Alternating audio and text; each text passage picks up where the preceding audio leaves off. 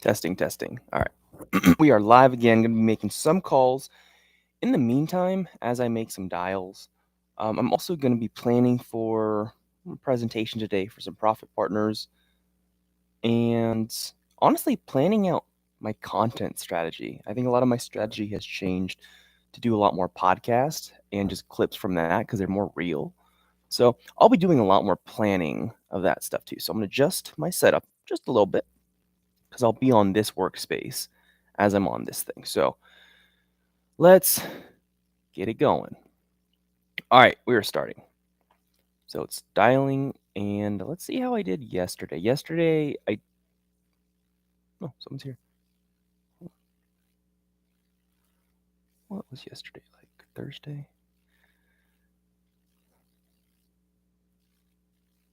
Yeah, it was okay yesterday. 1,700 dials, 119 connects. Was that yesterday? Yeah. Yeah, I didn't call from the 5 to 8-ish slot. I was with a girlfriend instead, so didn't hit the metrics that I wanted, but that's okay. We just got to keep going and crush today. That's all it really is.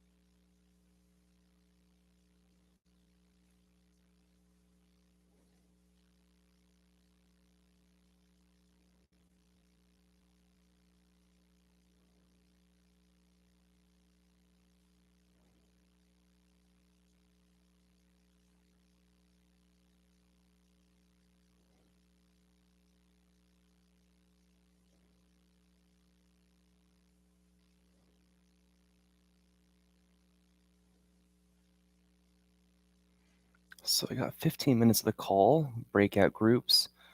Oh, perfect, Dwight. You said your lesson yesterday inspired you? Good. I'm glad. Honestly, I don't even know what I talked about yesterday. Well, we'll see. What did I talk about yesterday? I didn't even talk to the profit partner call yesterday much. It was mainly Brian and Michael's call. Today, we'll see. Actually, Brian's here in the office. I thought it was going to be just my call, but we'll see. What did I tell you yesterday? My cold call session or which lesson? Hello? Hello? Oh, hey, I don't know if you can help me. I've been trying to reach the owner of 4820 Black Bear. Oh, okay. Do you have any other homes? Will do. Do not call. On to the next. Um, I don't remember what I said yet. I don't know. I forget what I say.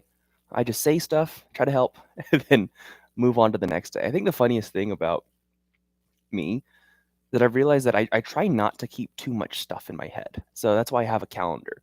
So when my day finishes at the end of the day, someone's like, "What did you do?" I'm like, "Well, I don't really know. I just know it was a good day because I hit all my goals." Or I don't know. It's funny.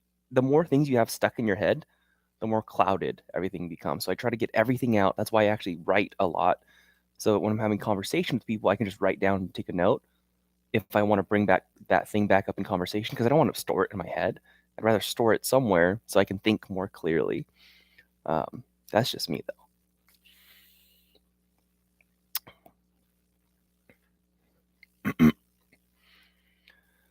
All right, one connect so far. Do not call list added. So I got 15 minutes planned for the profit partner group. Probably going to be accountability groups, and I think I know how I want to structure it. But if Brian's on it, he might structure it differently. I'm just planning just in case he doesn't show up to the call or doesn't want to do it and hands it to me. So what about the other 45 minutes? I mean, 10 minutes of it's like wins. First 10 minutes, 10 min wins. That's usually how it goes. So 10 minutes good, 15 minutes. We need 35 more minutes planned. So that's the start. I mean, the typical topics for Fridays that we have is motivation, mindset, accountability, schedule. Schedule's a big one. I mean, I don't even know what motivation is. Like, what would I say about motivation? I don't believe in motivation. I think you just got to do it. um, mindset. I could probably talk a little bit about mindset. Mindset and schedule. We have an accountability section, which that I'll probably want to keep every single Friday to finish it off. Maybe end with a quote. Schedule, I know I can touch on. Yeah, schedule. Oh, saying no. How can I structure that? How can I word that? I've had a lot of one-on-ones with students specifically talking about their schedule. Because your schedule, your calendar is you. That's exactly who you are. If you're not happy with your life, look at your schedule. See what you actually do. Oh, maybe Wednesday on the PP. Yeah. Oh yeah, the breakdown on average deal size, time frame, the KPIs, the business plan. Yeah, that was a good one. I'm happy I did that because I needed people to understand the reality of it, of like how much work this actually takes. And once you do it, once you have your purpose and your profit goals and what things you need to do to get the profit, it makes it exciting. It's like, oh, now I know exactly what I need to do. And even if you do all the stuff and it doesn't hit exactly the goal, you're still super close. You're in a much better position than if you didn't have the game plan. So, yeah, I'm happy. I'm very happy I did that call too.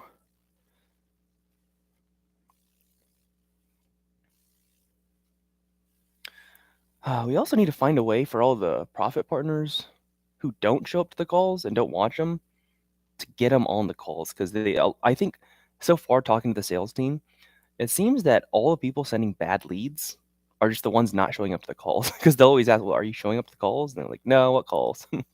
So you got to get more people on these calls so that because the people that are showing up, you guys are asking good questions, you guys are attacking it, getting good leads.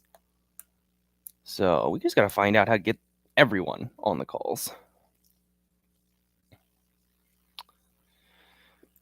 Okay, so schedule. Okay, a couple things to touch on is, I guess first step's analyzing time.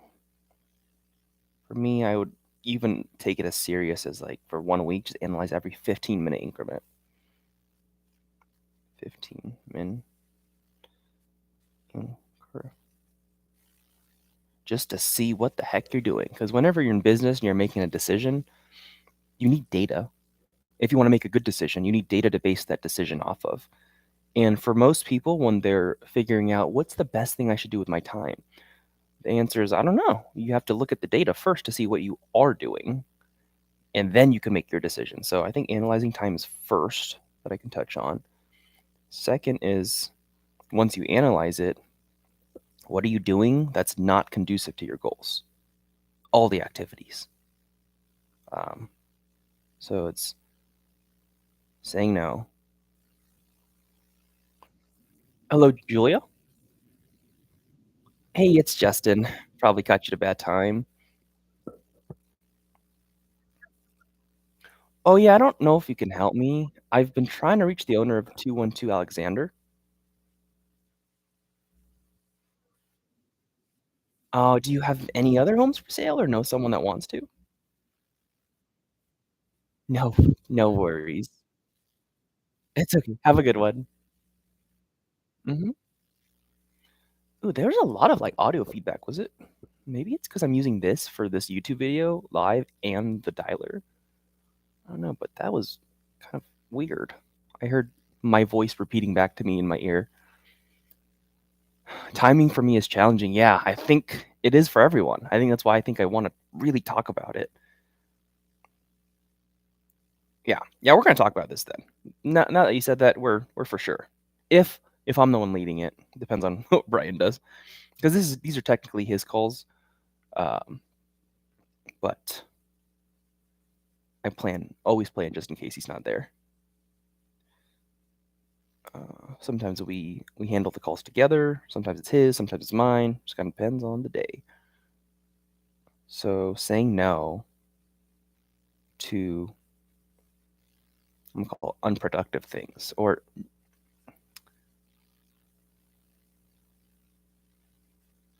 just saying no to things. I think I understand that. Saying no to things that are not productive or conducive to get you towards your goal.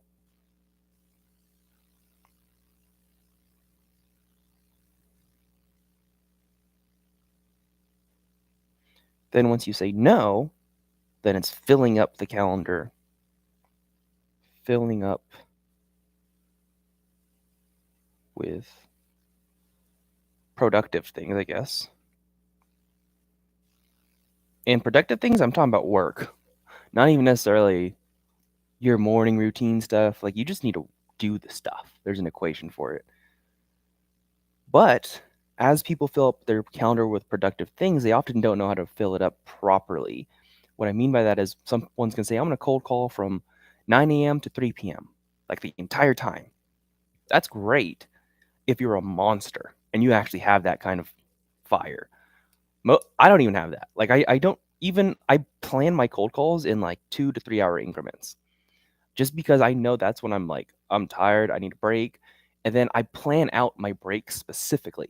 15-minute breaks where I can walk around the building, have a snack, do some push-ups if I'm tired or something.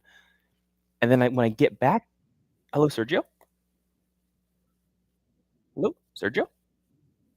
Can you hear me, Sergio? Hello? No, he couldn't hear me. Damn. Bummer. That's a shame. But yeah, most people, like, I plan out my breaks. I have 4 specific. Hello, William. Hey, it's Justin. Probably caught you at a bad time. Yeah, I don't know if you can help me. I've been trying to reach the owner of 4765 Canna Drive. Yeah. Oh, you're probably not interested in selling it. Oh, do you have any other homes for sale or know someone that wants to? No worries. Have a good one. Thank you. Bye. Oh, you know what I forgot to do today? I forgot to warm up my voice. I'll be talking a lot today. I can feel it already. So, do I even want to do this on camera? Okay, voice. Okay, so I'm kind of embarrassed. This is how I warm up my voice, and I just stole this from like singers and stuff. Because if you don't warm up your voice and you talk so much, it actually hurts. It's like going into a hard, aggressive workout for 2 hours without warming up. Their voice is the same way. So I'll go like, and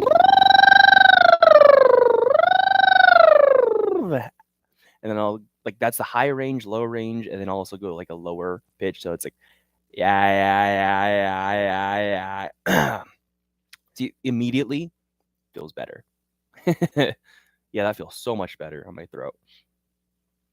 So that's how you warm up your voice a little bit. Usually I do that for like a minute or two before I start my days, just because I know I talk a lot.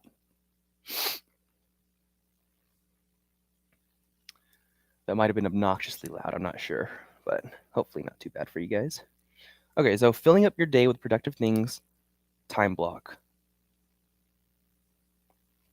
Be realistic. Time block. Breaks. Planned.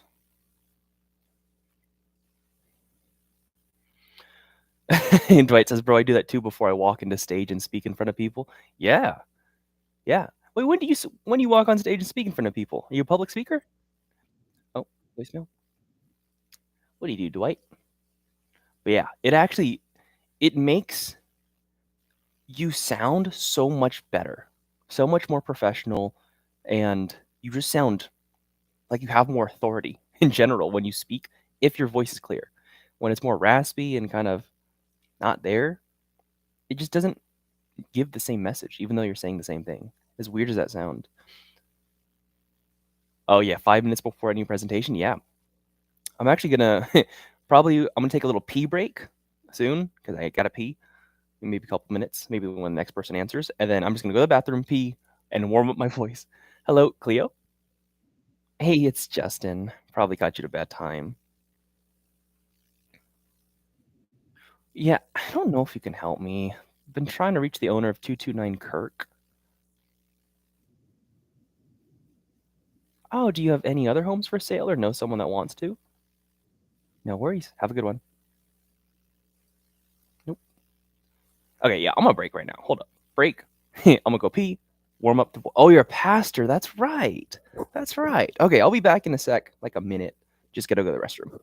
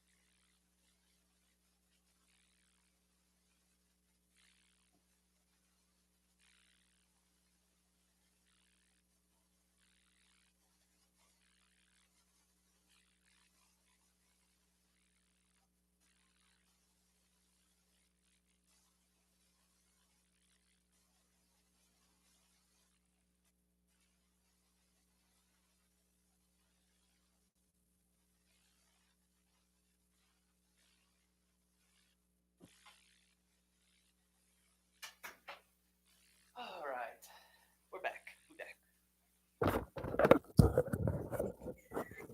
Back, my friends. What's the vocal warm up? Hold up, I'll show you again. Actually, I'm gonna do this while I'm on the break. So it's basically, it might be a little bit loud, but I just go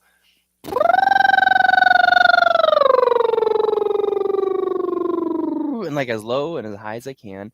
That immediately feels better. And then like another one that I've heard from singers and stuff, they'll go like, yeah, yeah, yeah, yeah, yeah, yeah, yeah, yeah, yeah, yeah, yeah. And that just hits like a little bit of the deeper stuff, but like that's the thing. Who is that? Koala Man? Yep. Feels good already. We're 129 dials in, 7 connects. Nice people, but no leads. Nice people so far. I'll probably try doing my warm follow ups a little bit. I don't know, midday, later in the day. It is Veterans Day, so I just don't want to do my follow ups early in the morning because a lot of people don't answer in the morning. I want to give myself the best chance to get them. And those appointments scheduled for whatever they want. Koala Miss. Okay, okay. I use Ready Mode. You said what dialer I asked? I've used Mojo in the past. I've used Call Tools and Ready Mode. Ready Mode's my favorite. Mojo is probably the most beginner friendly, user friendly at the beginning if you're like never understood any dialers, never tried one. But it's now my least favorite because of guess how inefficient it feels versus Ready Mode. So that's just my personal experience. I started with Mojo, then I went to Call Tools, then I went to Ready Mode.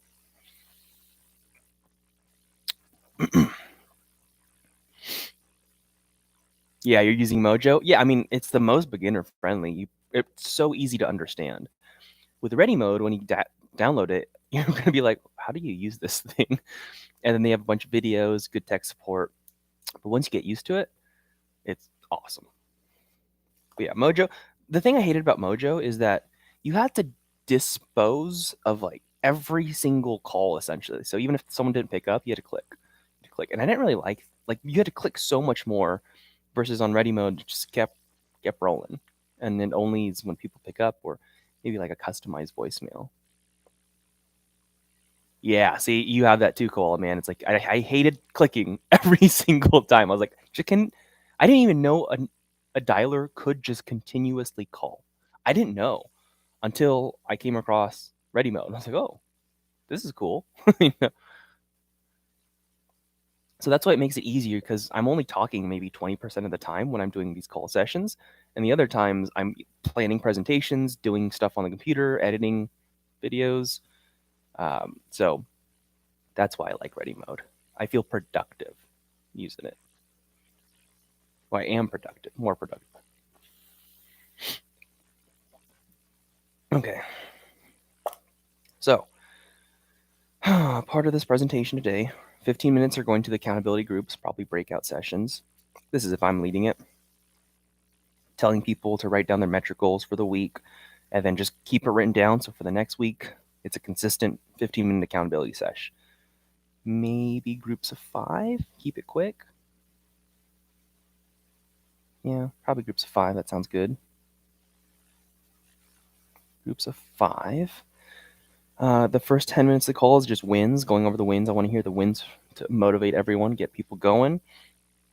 Then I'll probably move into, I don't know, it's schedule, motivation, mindset, accountability. I mean, the things that I haven't talked about is going to be motivation, mindset, schedule. I don't really feel like talking about motivation. I feel like maybe I can actually. Because motivation's not really willpower to me. Motivation is making your environment conducive to hitting your goals. It's the same concept as having a bunch of junk food in your house and you just eating the junk food because it's there. It's so easy. So like you have to have an insane amount of willpower to be healthy versus what if your house just had healthy food? Then it'd be really hard to eat bad.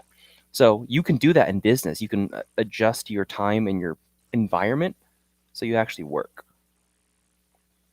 But maybe that's another call, actually.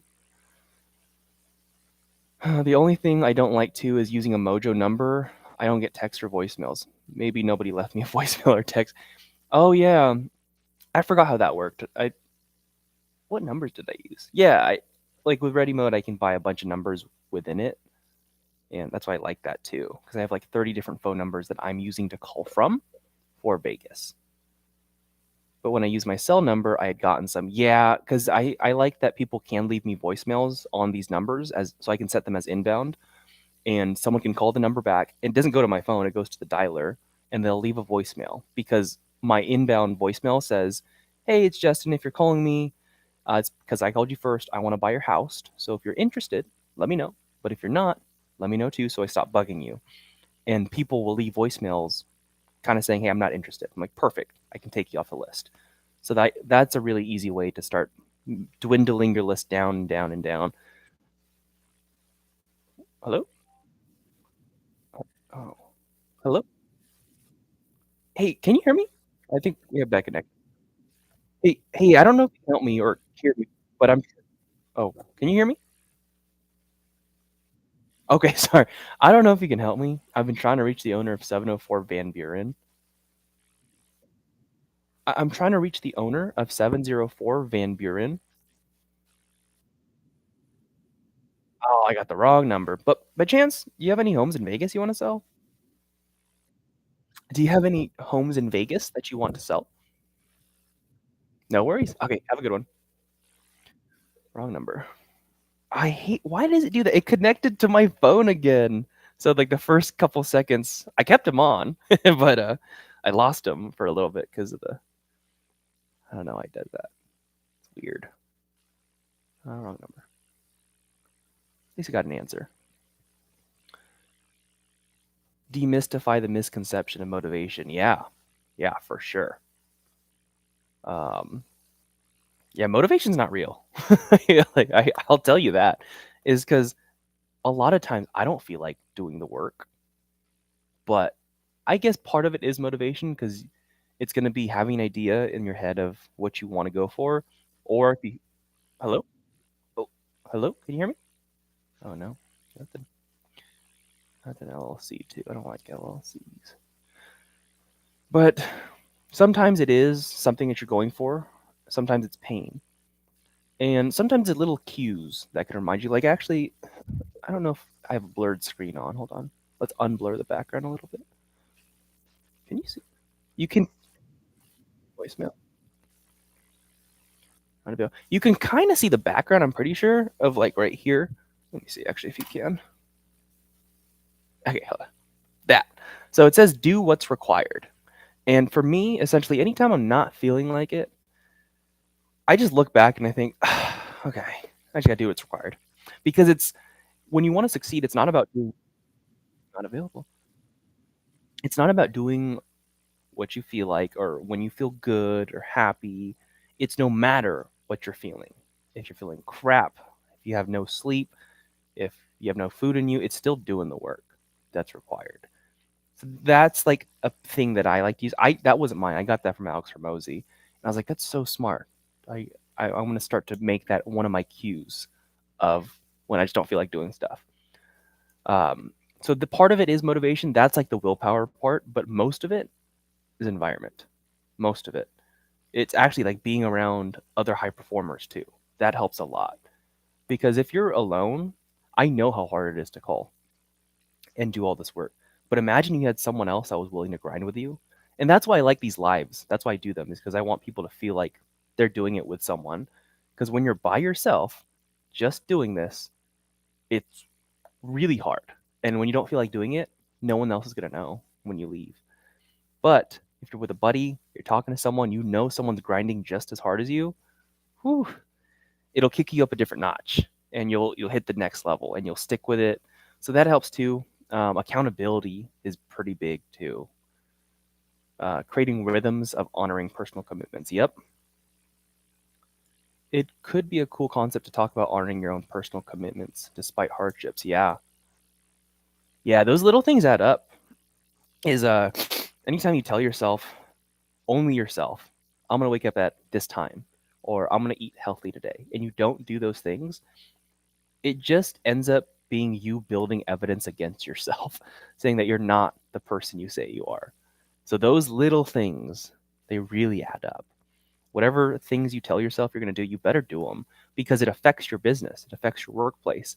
If I say I'm going to wake up at this time, I'm going to be in the office at this time, and I'm not, then when I tell myself I'm going to make cold calls from 12 to 2 p.m., it's most likely that I'm not going to do that too. Like these things trickle. There's so much stuff to talk about when it comes to, I guess, efficiency and motivation and schedule and development. But we only got an hour on today's call, so let's see. What can we talk about? That's good. 210 calls today, 11 connects. Pretty slow start, but it is the morning, so I get it. Hello? Oh, what's up, man? I don't know. Well, maybe he's upstairs already. Oh, shoot. Yeah, I didn't see him. Okay. So, yeah. But yeah, usually in the mornings, not as many people answer.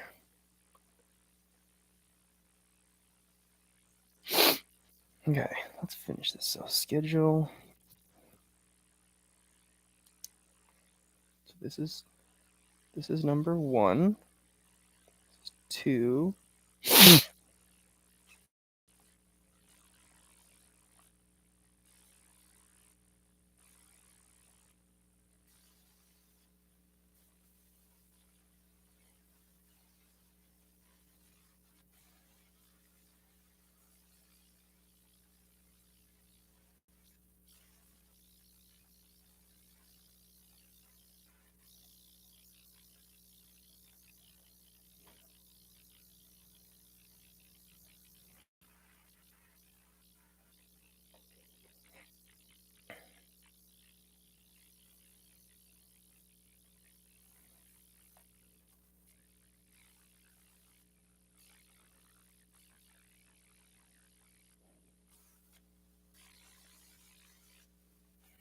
call out some students today on sharing something that they're doing that's not conducive to their goals. But before I do that, I'll call myself out so that people feel a little bit more open and vulnerable to be sharing that kind of stuff. I think that'll spark some conversations and schedule. So that conversation. Hello, Joshua. Hey, it's Justin. Probably caught you at a bad time. Yeah, I don't know if you can help me, man. I've just been trying to reach the owner of 3715 Rawhide. Oh, do you have. Oh, yeah, he sold it. So he hung up after no other questions, but at least we got an answer. How long do I usually call for? Well, depends on the day. Right now, I'm planning to call until 11:45. So when did I start? 30 minutes ago? I don't know, like 2 or 3 hours. 2 or 3 hours is usually like my ideal call sessions, and then I'll take a break and then do another 2 or 3 hours, or just 1 hour, just depending on whatever else calls I have that day. But for the day, my goal right now, I think it's, I mean, I don't know for the day because the days do vary, but for the week, I've dedicated 58 hours out of the week for calling, whether it's cold calls, whether it's follow up calls, whether it's seller appointments. 58 hours. Like, if you guys are curious about my week, that's actually my week. As I sleep 56 hours, I try to get 8 hours a day, which is pretty good for me. 58 hours is real estate. About 26 hours is personal stuff. It's like eating, exercise, driving to and from places, laundry, groceries. About 26 hours out of my week. About 9 hours goes to my girlfriend. 4 hours is content, and like 3 hours is other appointments that I have. But hello, Jose. Hmm, no, not available.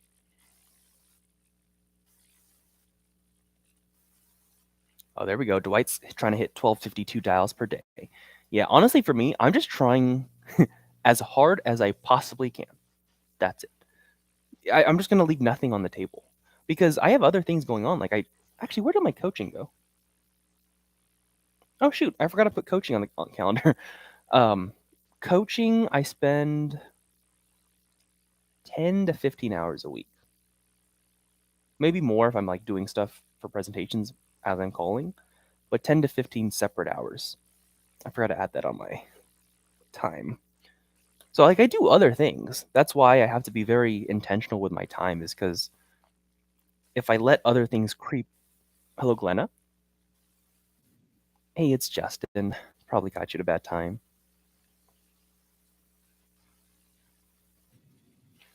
I don't know if you can help me. I've been trying to reach the owner of 4568 Carroll. Oh, do you have any other homes you want to sell or know someone that wants to? Nope. On to the next. But yeah, I just try as hard as I can. I give it my all. So usually at the end of the day, whatever the end number is, whatever the end dials or connects or leads, I'm usually pretty satisfied, even if it's 0 leads, because I'm like, all right, well, I tried my best. you know.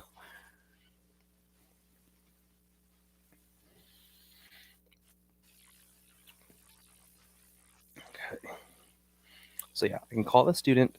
So if I'm talking about analyzing your time fully, saying no to things outside of your goal, filling up your schedule with I'll probably share my screen for my calendar, to be honest. That'll probably wake some people up. Be like, oh crap, that's a lot.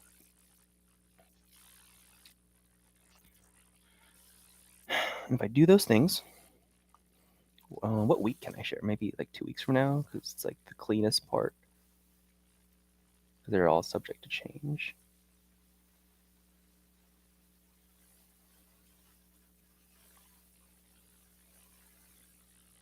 Hmm. Hello, Anne. Oh, no one was there. No.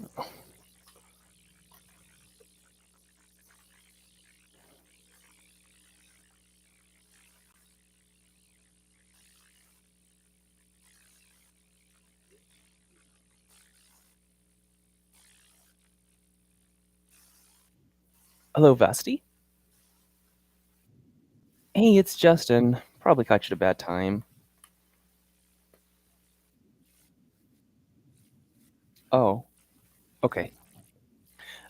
It's Justin. I don't know if you can help me. I've been trying to reach the owner of 3924 Asimov.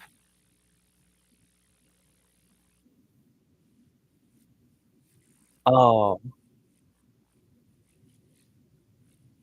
oh, okay. I got the wrong number then. Okay, sorry about that. Thank you. That was business, but it was Vasti. So,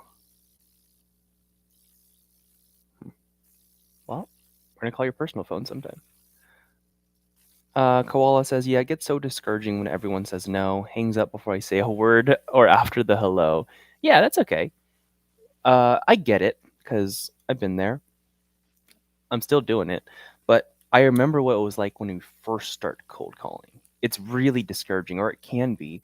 But let me just tell you this: is that over time, once you have maybe a deal under your belt, you'll actually have data to support how much money you make for every no that you get, which then it becomes kind of funny and kind of exciting.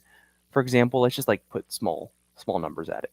Let's say it took you 10 calls to get a deal, which that's probably not going to happen. Let's say it took you 10 and you get one deal out of it. And that deal made you $1,000. If that was the case, every single no made you $100. So now you have a frame of mind if someone says no or hangs up on you, you're like, well, cool. You're gonna be like, cool, right on. and that's the frame. And like obviously it's gonna be a lot more. And you might have to call thousands and maybe you make a couple cents every no. But then it's like, cool, no biggie. On to the next. That's how I want you to think of it is you're supposed to get no's. It's not everyone's supposed to say yes unless if you somehow had a way and you had a crazy list and everyone said yes, then I need to learn from you. Then I need that list. I need to figure out how you do that. But for the rest of us, we're not, we're just like not as smart. We're going to get no's. Hello? Hey, I don't know if you can help me. I've been trying to reach the owner of 2110 Babington. Unit C.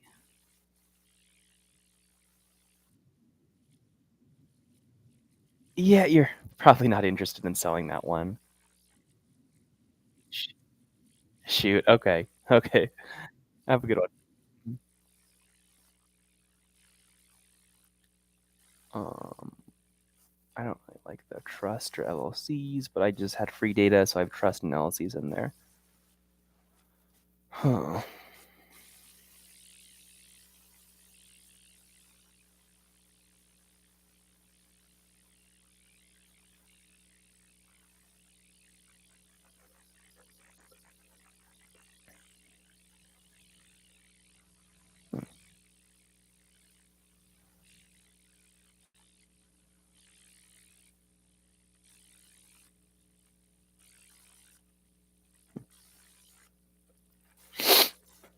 Okay, so how long will this schedule conversation last? Talk about analyzing your time, saying no, filling up time with productive things, giving an example of my thing when I analyze time,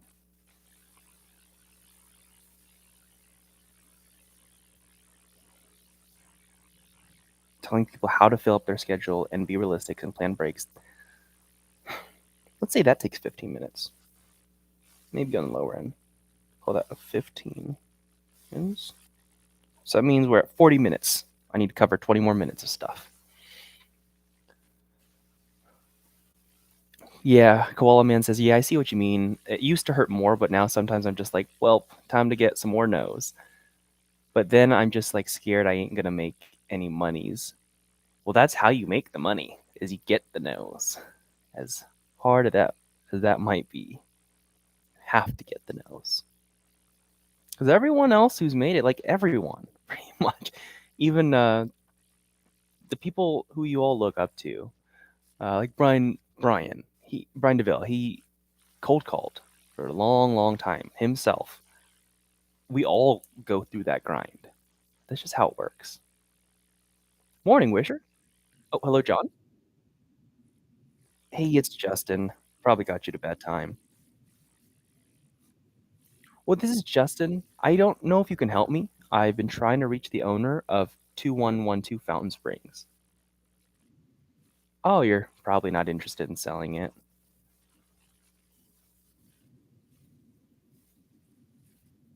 Oh, okay. Do you have any other homes for sale or know someone that wants to?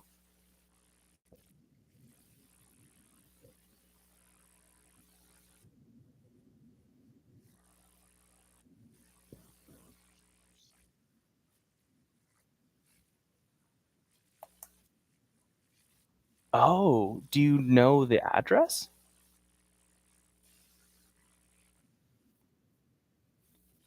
What's your, would you mind me asking what's your neighbor's name? I might have to check it out because I'm looking to buy my next home in the area.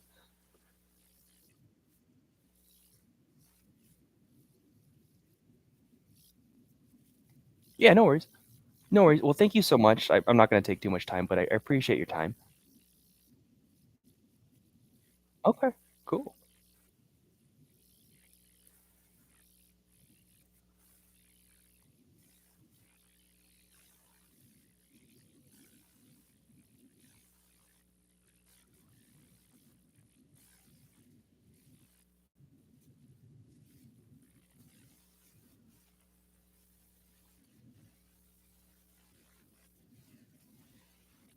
I appreciate that.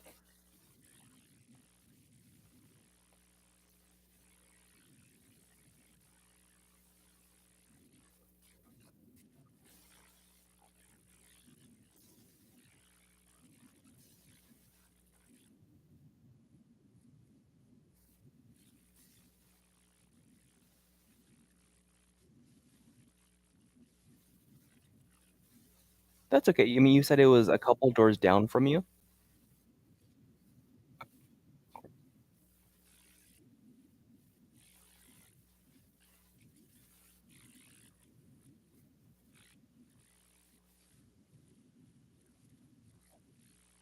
Okay. No, if you can't find it, no big deal. I'll probably be able to find it just by like, Google Maps and stuff and figure out that one. But I really appreciate that. Okay.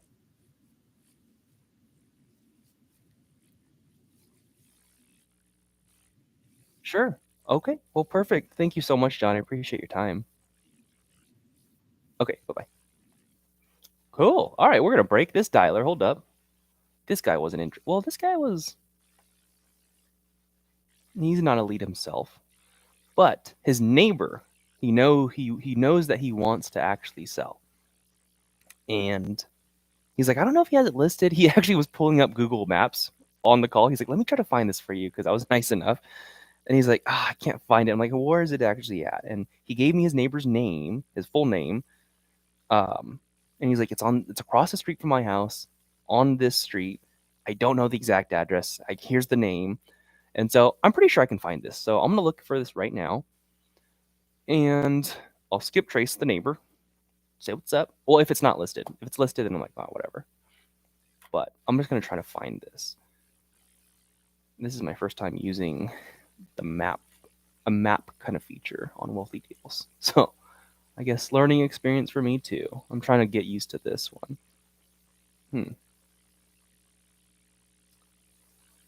Koala Man says, yeah, I feel like there's a secret line or something to build rapport with sellers. Nope. It's just being a good human. It's talking to them, and it's actually just being curious, genuinely curious. So whenever someone says something, you don't just take it for what it is. If it's kind of vague or unclear, you just get clarifications. Like, hey, when you said this, when you said you're not ready to sell yet, what does that mean? Does that mean you want to sell now, like in 3 months or a year? What does that actually mean? It's just genuine curiousness, curiosity. That's the word. Okay, so let's search this guy's address. What's his address? Maybe I can find the neighbor who wants to sell. That'd be pretty sweet. That'd be a good little neighbor lead. Search this lead. This one's in Henderson. Okay. Yeah, this guy had an unlikely score to sell, but He says he's across the street. Can I just click on the homes? That'd be so cool. Dang. I thought Wealthy Deals would allow that. I can just click the houses and it would pick them. I would probably have to either go to Zillow or like tax records, like a Chicago title or something. Okay, let's go to Zillow. Maybe I can pull this up. I can like click on the lot next to it just to see. I don't know if Zillow has the neighbor name though, like the actual owner name. I don't think it does. If not, I'm gonna have to go to tax records. So let's pull up neighborhood details. Yeah, there we go. Neighborhood details on Zillow. Oh, let me click the map. Zoom in. It's across the street from him on corner. Let's see what we can find. Fountain Springs? Is this it? This could be it. This kind of looks like what he described. Yeah, I'm gonna need to go to tax records because I need to find out the owner name. We'll get this lead. I don't know if Chicago Title works here. I used to use this website in California. Premier Service login. I think I still have a login. Oh, cool. It's saved. Nice. Oh, login unsuccessful. Okay, I forgot my password. Let's figure this out. So all I'm trying to do is I'm pulling up. Hold on. Prove I'm not a robot. Forgot password. I'm just trying to pull up on tax records on a tax title company website. I'm using Chicago Title. Trying to reset my password, but all I'm doing is I'm trying to find out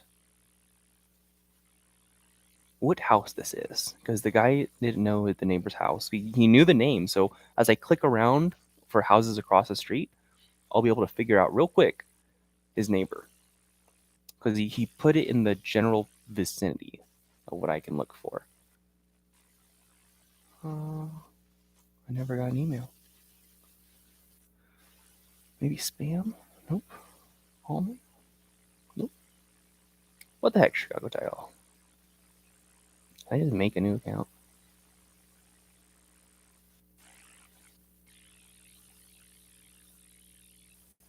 Yeah, it's not working. So join us now. New account. It's all good. Cool.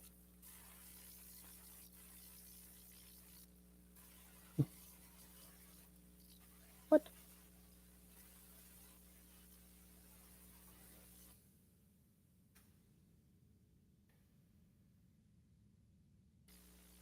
Please check. Oh, please check your email. That's what happened. You're not emailing me though. I'm gonna use a different email. This is dumb. This is. I feel like I'm wasting time. Come on, come on. Join us now. Use a different email. All I need is to just see where this neighbor's at.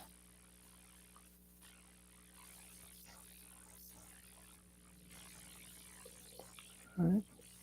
What's this?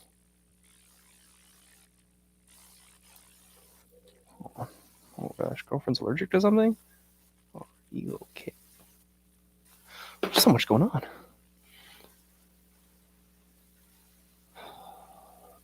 Dang, Chicago Title website sucks. It's not emailing me anything on any of the emails. So we're gonna try a different title company. Or maybe I'm sure there is a way actually on Wealthy Deals. I just haven't found it. So I can pull tax records, lot size. Oh, there's chat. Hey, there's a chat. Let me see.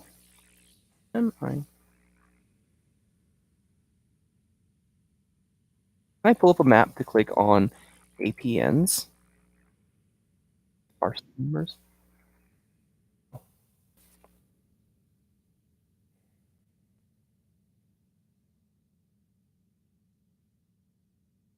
Cool. Got to figure out how to use this myself.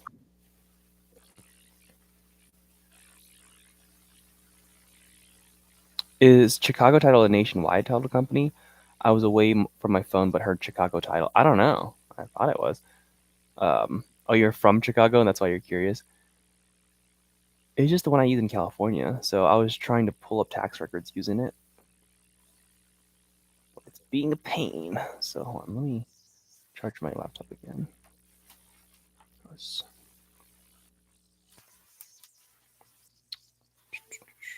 Okay, don't need this.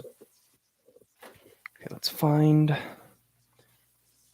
Okay, well, looks like the Wealthy Deal support's going to reply to me within an hour. An hour? I just want to be like. Let me show you. I can't share my screen on this. Aw, YouTube Live. Come on, I can't share my screen with you guys here. You skip trace the name on True People Search? No, not yet. I want to make sure it's the right person. True People Search does kind of suck. Like, it works, but a lot of the numbers suck. I want to be able to pull like multiple numbers that I think are good numbers, even if it costs 3 cents, 5 cents.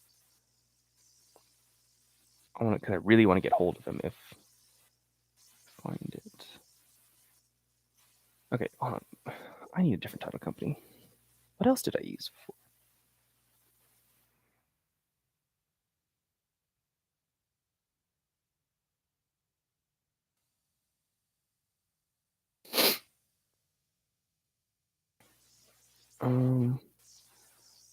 Do I still have prop? No, I don't have prop street. I'm just gonna mess with this Wealthy Deals. I'm gonna find out how to use this. Knowledge base. Oh, what's that? Is that a title? There we go. Finally got the email. Jeez.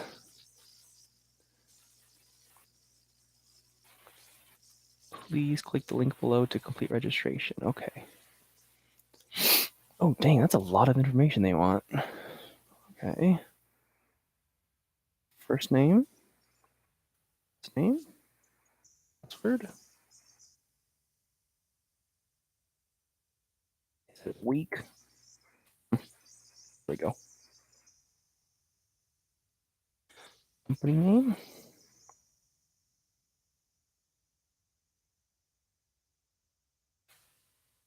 Station. Investor. Phone.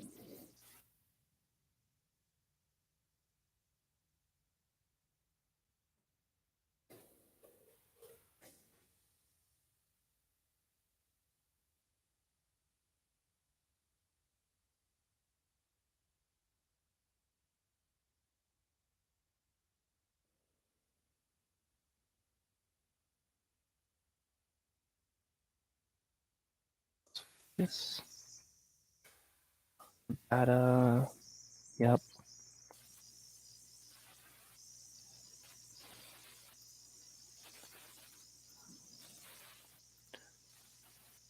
Okay. Create account. Oh. I had to click a sales executive. Who sounds friendly?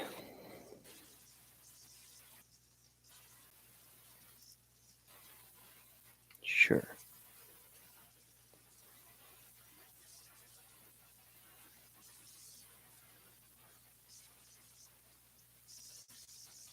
Okay. Can I log in now? Okay. Let's try to log in now. New account. That was kind of a pain. Honest. Unsuccessful. What happened? Bro. No way.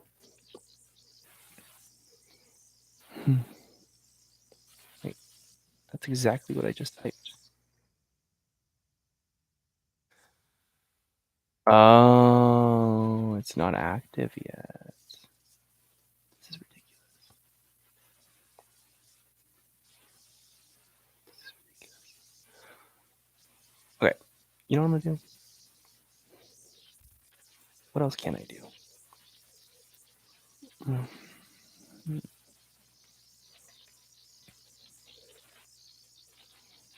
I'm just looking at Wealthy Deals. I'm gonna see if they have tax.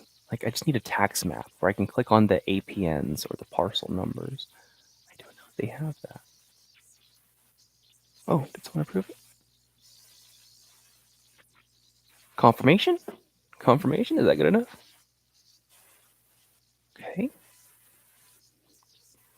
Got a confirmation email. That might be it.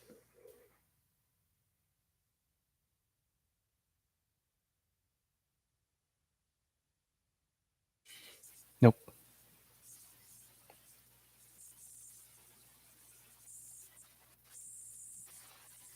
Oh, it will be processed shortly. Okay, they gotta process it. Yeah, we're just going to. I'm gonna take note of this. I will. Okay, I'm gonna put this um, in my CRM. It's not a real lead, but it's well, actually, it is because the guy does want to sell, but I haven't spoken to the homeowner. But it's something I do want to keep track of, and I'm just going to wait until because I can't see an option where I can actually click on tax records or like an APN map, a parcel map, where I can click the parcel and it'll tell me here's the owner. I mainly can do that on title company websites, and I've always used Chicago Title, which has been easier for me. Um, I'm looking around Wealthy Deals right now. I just don't see a map option. I mean, I see this location, but yeah, I don't think they have something like that unless support contacts me. So I'm just gonna wait. I'll probably check this tomorrow. I'm gonna put it in my CRM for now. I have the seller referral. I'll put the seller referral's name in, which is the owner of the other house. And this is kind of a lead, not a real lead, but did I already enter this guy? Oh no, different John.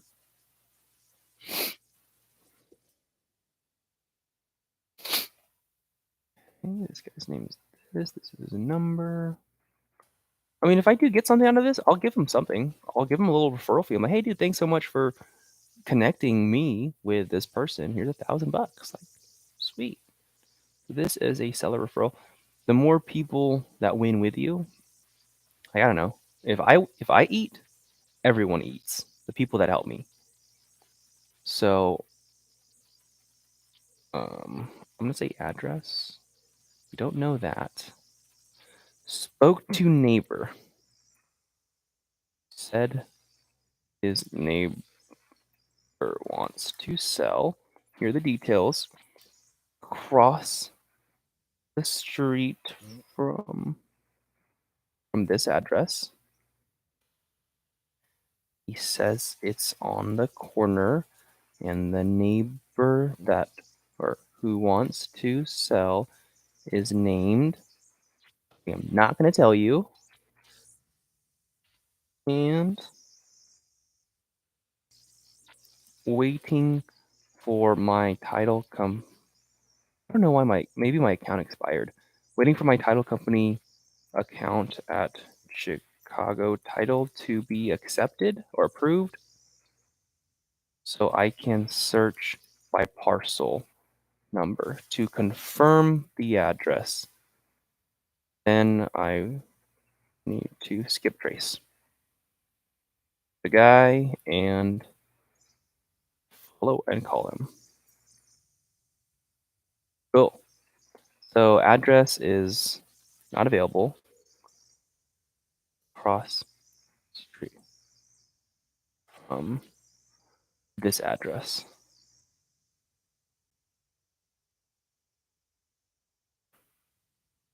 I'm in charge of this one. What marketing campaign did this come from? Wow, that's all my stuff. Holy moly. Jeez, that's a good campaign. Okay. So I'm gonna set a task to myself to just check maybe on Monday, Chicago Title, check if I can search Chicago Title by then. I'm gonna save my password too, because I just made a new account. This is a lot more time consuming than I thought I would do for this one. But anything for these leads and these deals. Passwords. I need to save my password. Yeah.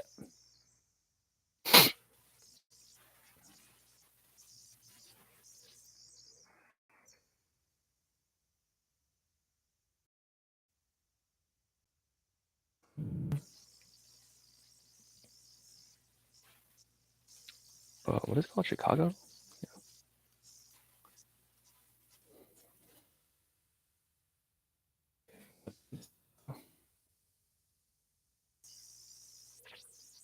Oh, I was like, where'd my thing go?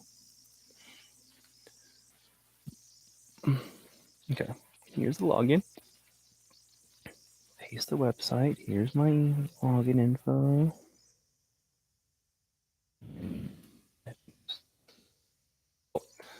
I've set a task for myself in my Podio CRM to check if I can search Chicago title by then for the APN. For a neighbor APN, just in case I forget what this is about. Cool. So that technically was a lead for me. Cool. Let's go. I mean, I gotta talk to the real guy now. But for me, I mean, he could have been messing with me, so maybe not. But he seemed pretty genuine, like he was actually trying to help me. So ready up. We're calling again. So after 311 dials today, one lead. Let's go. Good start. Good start. Freaking Chicago title though. Deleting my account. That's all right.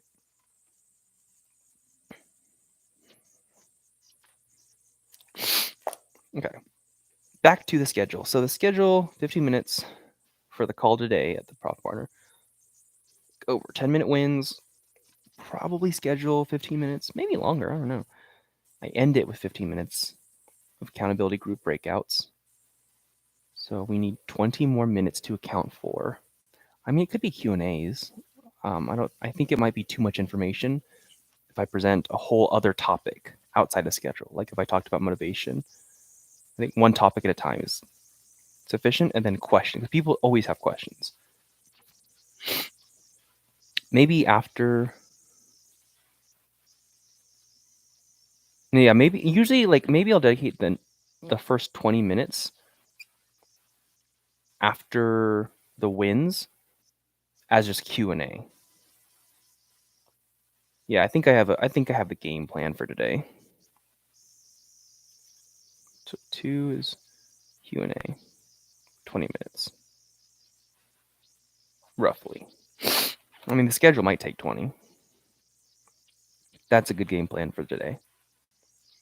That works. Whew. What time is it? 9:40? Okay. I'll be on here for like 2 more hours, give or take. I'll set a timer. I have a little timer on my computer, so it always shows up. I can set it for like 2 hours. How long? 2 hours? 2-hour call session. Boom. So now it's like counting down from 2 hours. So it's good for me to always see how much time is left. It forces me to be efficient, because when I see the countdown, I'm like, okay, like I have to work because I only have this amount of time. Time is limited. Time is super limited. So much more limited than people actually think. No one's picking up the phone. I'm gonna wait till one person picks up the phone and I have to use the restroom again. I kind of pee a lot.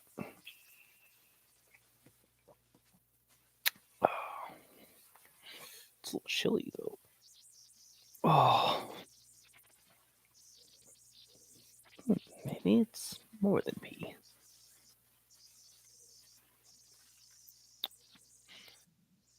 Hello, Andrea. Oh, I got the wrong number. Sorry. Mhm. Hospice. Okay, wait, actually, yeah, I'm gonna break. I'll be right back, my friends. I gotta go. I got to pee. Or maybe a little bit longer. I don't know. We'll see.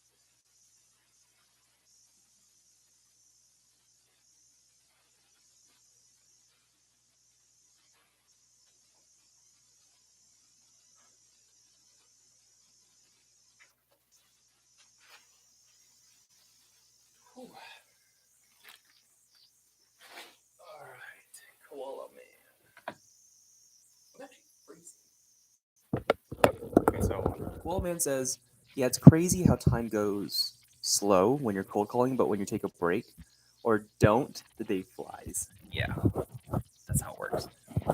So I'm cold. Smiling down. Brightness right there. Alrighty. Let's connect. You know what, actually? Maybe I can show. Can I show this on the camera? I kind of want to do like push-ups for like just to warm up. I mean, I have a jacket, but it doesn't warm me up enough. Hold on. I could move this camera. I'm gonna show you guys just how I warm up. So cold.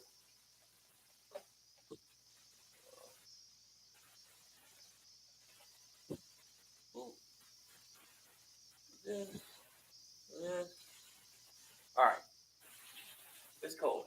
So I'm just doing this to warm up right now because it's so cold in here.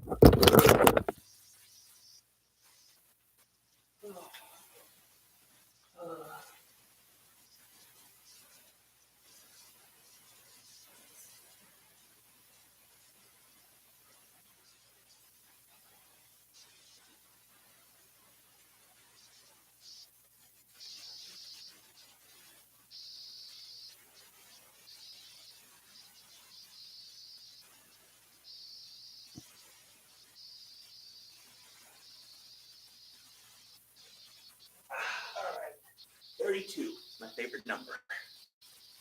Whew, I'm warm. I'm warm again. We're good to go. Whew. So that I'll keep it like this. That's fine. Blurry. Whew, all right, that was 32 push-ups. Just my favorite number. I'm warm. I'm warm again. I was getting way too cold in here, and I didn't want to just put on a jacket. Smile and dial. Back at it. Whew, I'm out of breath. That's a little sad. It's okay. Full range, 32 push-ups. Dialing again. Boom. 345 dials in. 20 connects. 1 kind of lead. I just gotta wait till I have access to the title company website again so I can search by parcel number. I'm out of breath. Hold on. Oh, I guess my cardio is a little bit weaker, huh?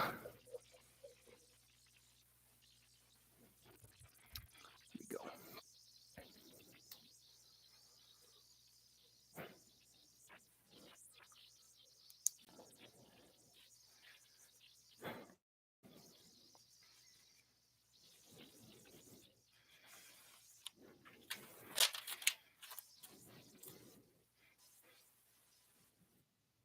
Hello, Lance. Hey, it's Justin. Probably got you at a bad time. Oh, yeah. I don't know if you can help me. I've been trying to reach the owner of 216 Campbell. Oh, you're probably not interested in selling it. Oh, you are? Like just recently? Gotcha. Okay, well, thank you so much for your time. Appreciate it. Okay, bye. In contract and on market. Yeah, we're not gonna. Don't worry about those. Next. He said it's been on the market for 4 months. I mean, if I contacted him like 5 months ago, that would have been mine. That would have for sure been mine. I wouldn't list it, but I have a buddy that lists.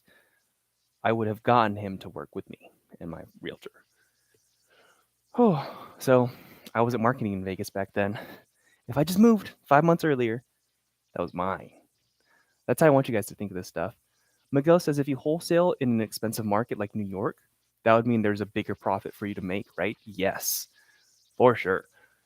I'm out of breath still. But if you're wholesaling in like the Midwest, where the prices of homes are literally like 10K, or I don't know, whatever the cheap ones are, or like Detroit, yeah, your wholesale fees are so small because the prices are small. But in New York, we call these like the coasties, the West Coast, the East Coast, higher price points. In those areas, you can wholesale for massive amounts of assignment fees. These are where you get the 300K assignments, the 100K. You don't do that in low end markets. So yeah, there's advantages. People think that they're bad markets. If you're going to hold rentals, probably. Yeah. Like if you want cash flow, yeah, horrible markets. If you want rentals but you just want the appreciation, you don't mind the negative cash flow, good market for you. If you want wholesales, fantastic market. If you want flips, could be good, could be bad. You can lose a lot more money flipping those markets and you can make a lot more money, but the risk is the scary part. So, hope that gives some clarification. Is there a downside to wholesaling in those high-end markets? No. Wholesaling, I've lost a lot of money in real estate and I don't think I've ever lost money wholesaling in real estate.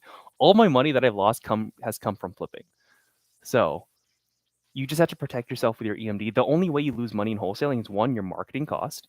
If you're maybe hiring virtual assistants, hiring people on your team to do the calls, the follow-ups, the sales, and you're not making enough money to support. Hello, Jolene. Hey, it's Justin. Probably caught you at a bad time. Yeah, I don't know if you can help me. I've been trying to reach the owner of 838 Tam O'Shanter. Okay, no. But what was I saying? Shoot. We're talking about high-end markets, downside. Oh yeah, I mean all my money I lost flipping. And the only way you can lose money wholesaling is your marketing budget and your marketing spend, you're not getting a return on it. So that's probably either you have data issues, you're not calling enough, or you're not good at sales, you're not closing.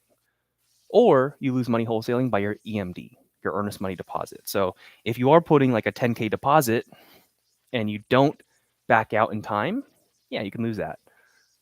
But it's nothing like the flip losses. Nothing. Like the flip losses, you could lose a lot. Koala Man says, is there any worries or risks that come with wholesaling? Not really. Hello, Gladys? Hello, Gladys? Oh, voicemail. Yeah, there's not as much risk. There is still risk for sure. Because even if you're doing the work yourself and calling like this yourself, you still spend some money. Like I'm spending $180 a month for the dialer and numbers, and then I don't know, more money a month, and more money a month for the data that I'm pulling. So it does cost some money, and the risk there is just not getting a return. The other risk is your earnest money deposits. But other than that, not much real risk. I guess you could get sued, like in anything else. So that's a risk too. But it doesn't come without risk. It's less risks than flips. 100%. I don't think I've lost money. I haven't lost money wholesaling. And then now it makes me think, why the heck did I flip? But I was good at it, and I did it for a long time. Right now, I'm just in the season of wholesaling, fast cash. I need to make up for what had happened last year. Last year, we lost money. Hello, Michael. Hey, it's Justin. Probably caught you at a bad time. Oh, maybe I can call back another time. I think the connection may be poor. Okay, I don't know if you can help me, man. I've been trying to reach the owner of 3540 Death Valley. Oh, do you have any other homes for sale or know someone that wants to? All good. Have a good one. Nope. At least I'm warm now. Koala Man asks, how or why would anyone get sued? Dude, people sue for everything. I don't know. But I guess in wholesaling, I know wholesalers will get sued if, for example, they promise a seller they can close. They promise they're going to be the ones to buy. They don't actually or are not able to offload it to another end buyer. And the seller, they're pissed.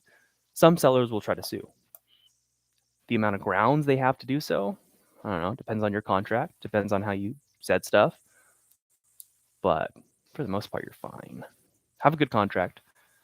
Um, I just know like that's probably the main way people get sued. Also, when you're cold calling, and if hope you don't do this, but if someone hello, Dedra? Oh, I got the wrong number, but by chance, do you have any homes in Vegas you want to sell? Oh, good. Have a good one. Okay. What was I gonna say? These people interrupt me. Suing. I'm talking about suing.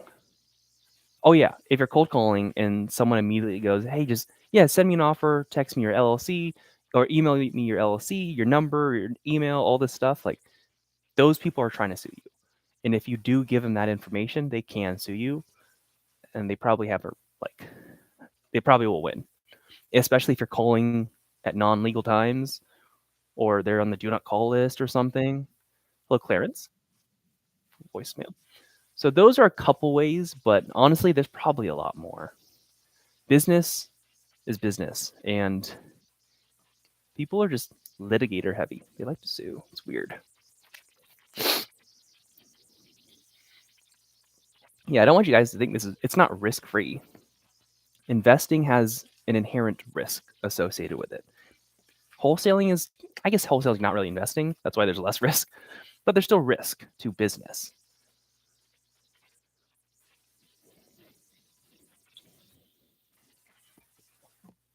Okay, let's get clear on this game plan for today's call then. Because I have the general work, I'm going to go one by one. So, first 10 minutes wins.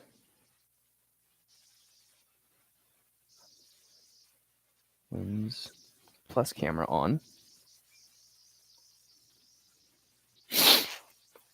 2. Hello, Jeff. Voicemail. Okay. Tricked me. It tricked me. So next, I'm going to talk Q&A, 15 minutes, 20 minutes. Uh,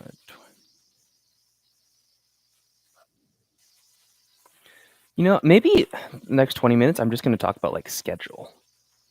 No, people just generally they just tend to ask questions at the beginning. So Q&A. Hello, Anna. Hello, Anna. Oh, this is Justin. Did I get the wrong number? I'm looking for Anna. Oh man, by chance, do you have any homes in Vegas that you want to sell? Nope, wrong number.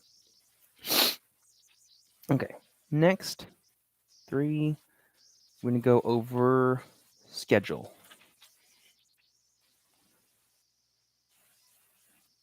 Gaining control. Hello, Jack. Hey, it's Justin. Probably got you at a bad time. Oh, I don't know if you can help me. I've been trying to reach the owner of 3505 Kilberry.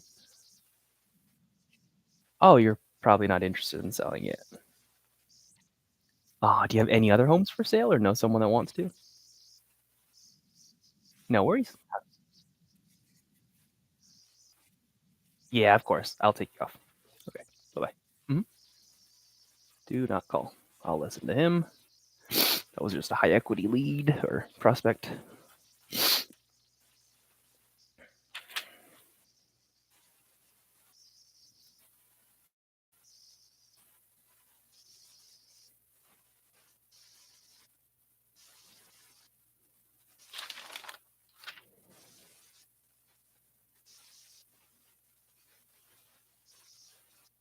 You know what? Maybe it's 15-minute Q&A actually.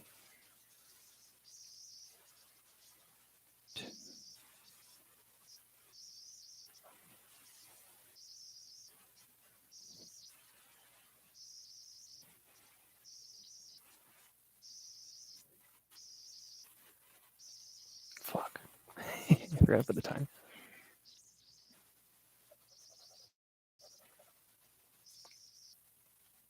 Q&A.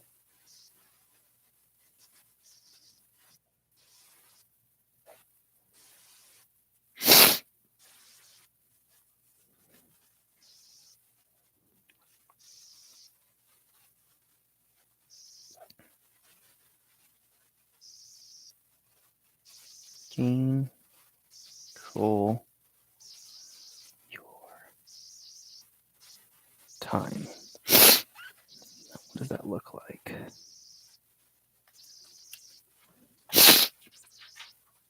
That looks like analyzing time, 15-minute increments.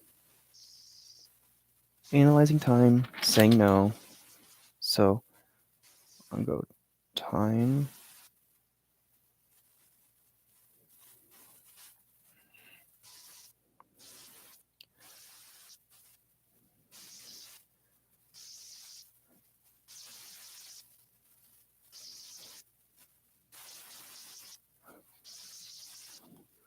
Plus call out.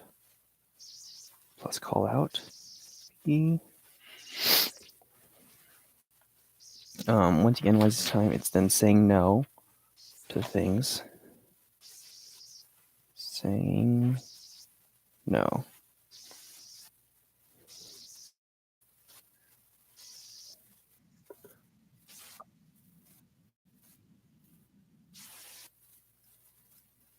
Oh, not available. Have you ever been sued? Not yet. Not yet. Almost. Almost. With a contractor. Almost. But I handle it with my attorney. We're good. Actually, I almost sued him because we came to an agreement. He did enough work. Hello, Xiaoji? What the heck kind of name? Xiaoji. Okay.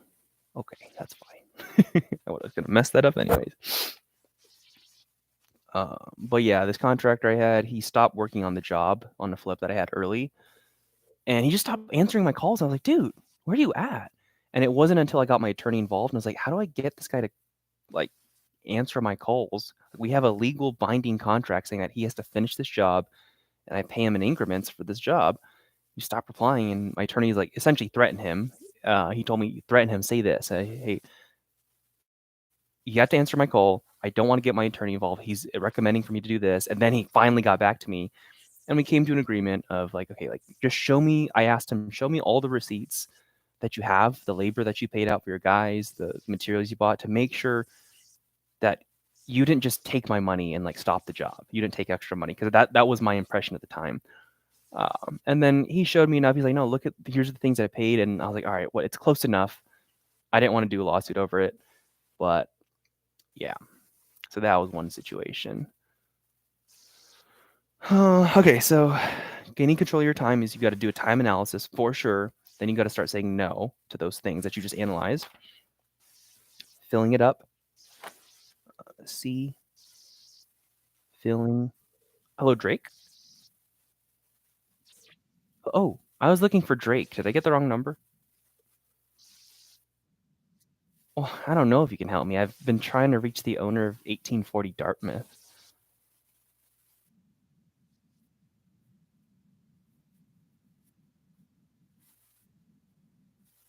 Oh, gotcha. Did you already have a realtor you were planning to work with?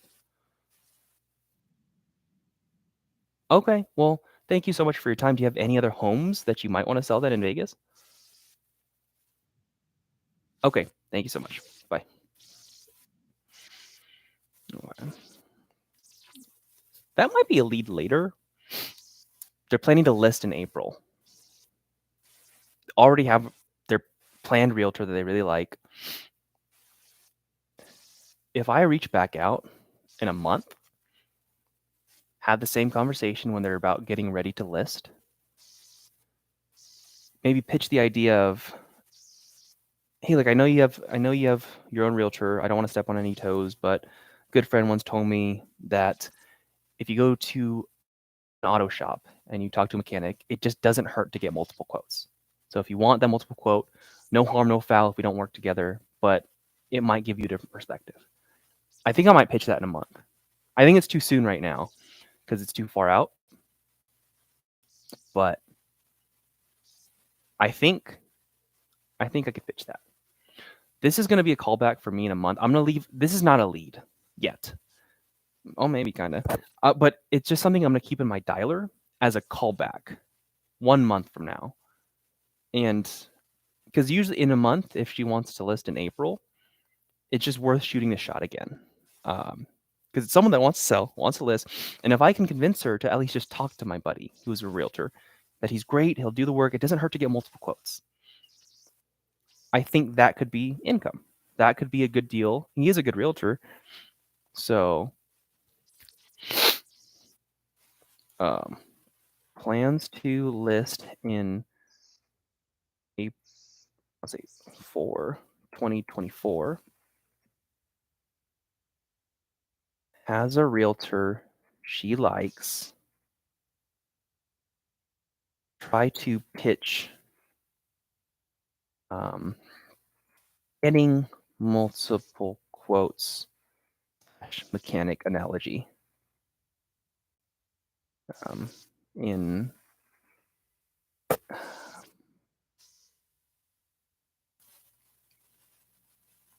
probably a month from now. I think it's too soon to pitch that right now. Koala says for Q&A, I don't know. I'm just starting out. Maybe the most I would ask is sales and cold calling tips or wholesaling tips and tricks with getting a deal. I kind of asked what I had on my mind already. That's all right. Yeah, I mean, the only tips I give you is really call as much as humanly possible because that's the only way that you get better. I could give you the most awesome sales tips ever, but if you're not actually putting enough work, you're not going to learn as much. For example, people don't realize how much volume it actually takes. And imagine that you say, I'm going to call 3 hours this week. Then I tell you, I'm calling 60 hours. So it would take you 20 weeks to get the same reps and learning and experience that I would just get in 1 week. And that's what I'm saying is like, you just have to do the work. There is no tip. The tip is work. And I know that sounds brutal, but I can't be more real with you. So I'm going to call this person back with a calendar. I'm going to say a month from now. Let's go by the month. Let's call you back December 10th as a follow-up just in my dialer. Because I have notes. That could be something. Too early to pitch a quote because they definitely are listing. But if I can just persuade her when the time is more near, that would be solid. Be solid. Oh, did someone chat me back finally?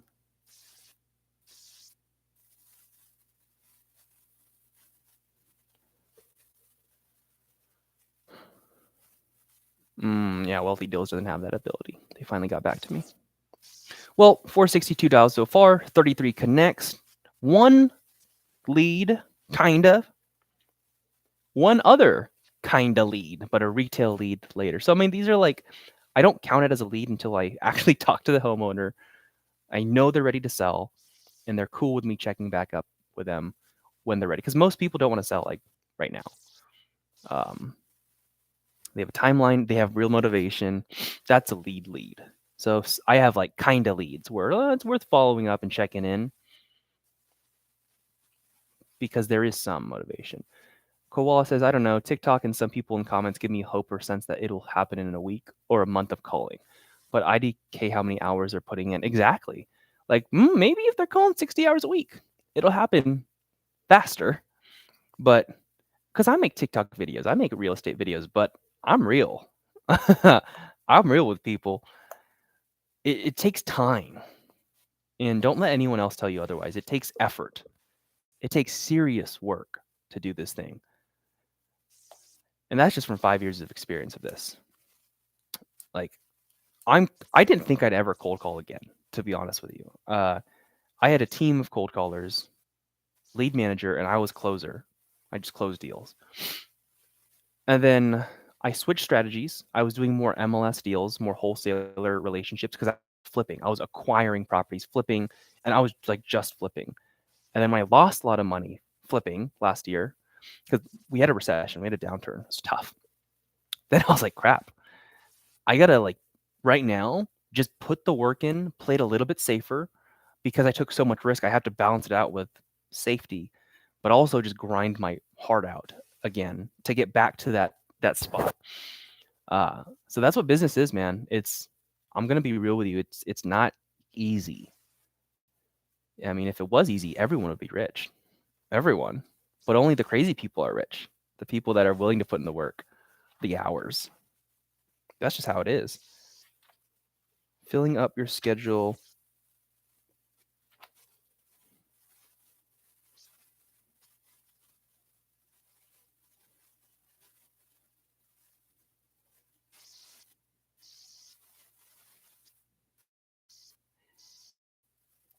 Then it's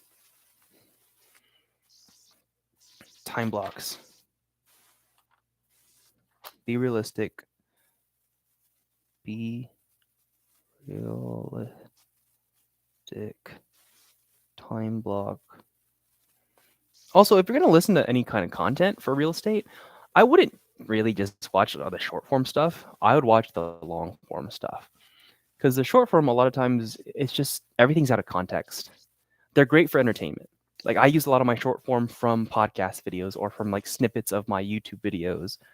But a lot of them, it's hard to understand the full picture and context. And if you're trying to learn, watch the long stuff. Watch the long form videos that are teaching you, or the podcasts where you're learning. So it's only you on my team right now? Yeah. Yeah. I used to have a 12-person team for both real estate and content. It dropped down to just me. Like I told you, I'll be real with you guys. 12-person team, and that's just how it was. It was fun. But then like now, even I'm not scared. I'm not scared of failing. Like I'm ready to crush because I know how much work it takes. And I just have to do it. You just have to execute. So yeah. And also I became a lot more efficient with everything.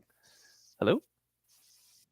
Oh, hey, I don't know if you can help me. I've been trying to reach the owner of 6645 Gazelle.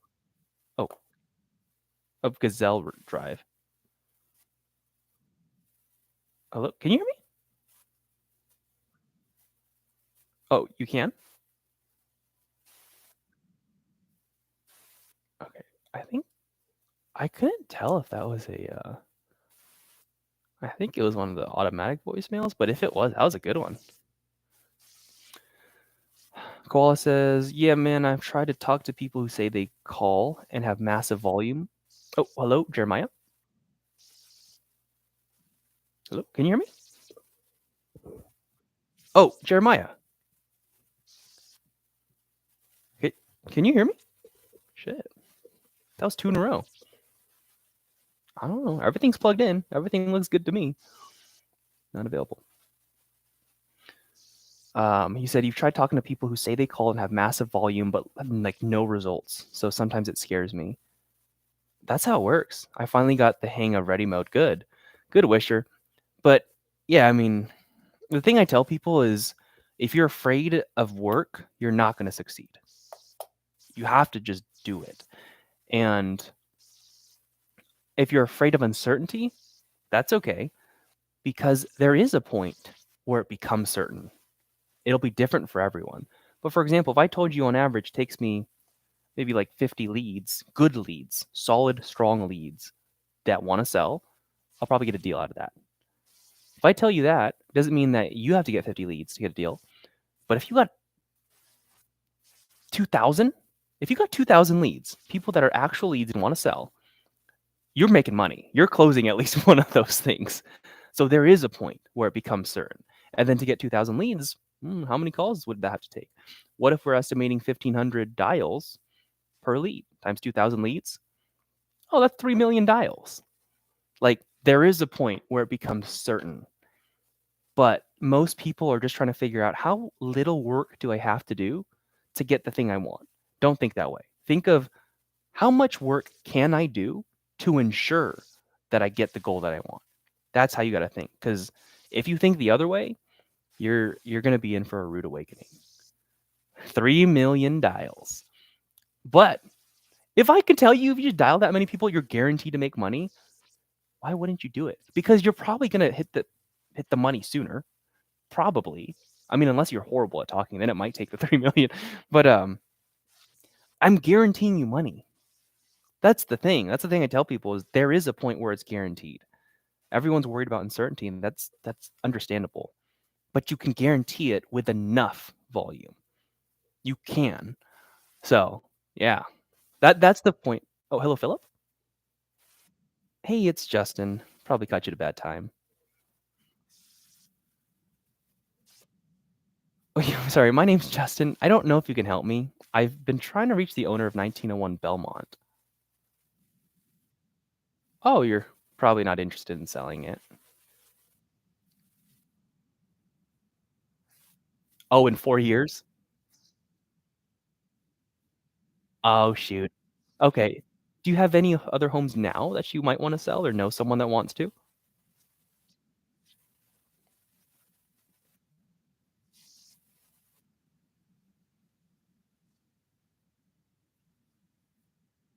Yeah.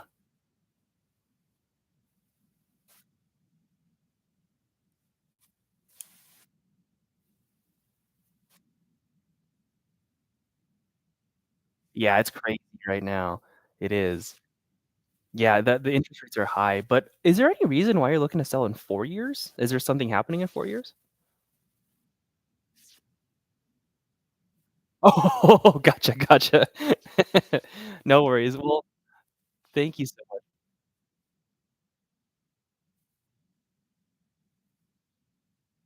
Yeah, I gotcha.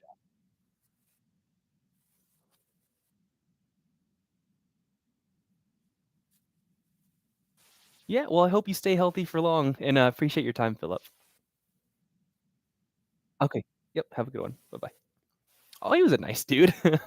I was like, "Is there any reason why you wanna sell in 4 years? That's a long time." And he's like, "Well, I might not be able to move." I was like, "Oh, okay. That's understandable." But yeah, Koala says, "Yeah, if I get a deal, that would be good proof of concept where I know how the process works. Maybe can work with the same title and buyer, so, like, it may be smoother. Right now, there's only uncertainty." Yeah. The only way you counter uncertainty is work. The only way. Because you know what's also certain is if you don't do the work, it's certain that you don't get the money. Certain. You're not going to get money. So there's two extremes. You want to be on one of them where you're actually having a change. Don't be afraid. Just go all in. And if you need help, hop on these lives, like ask for the help. And it helps to be around other people ready for. Hello, Min.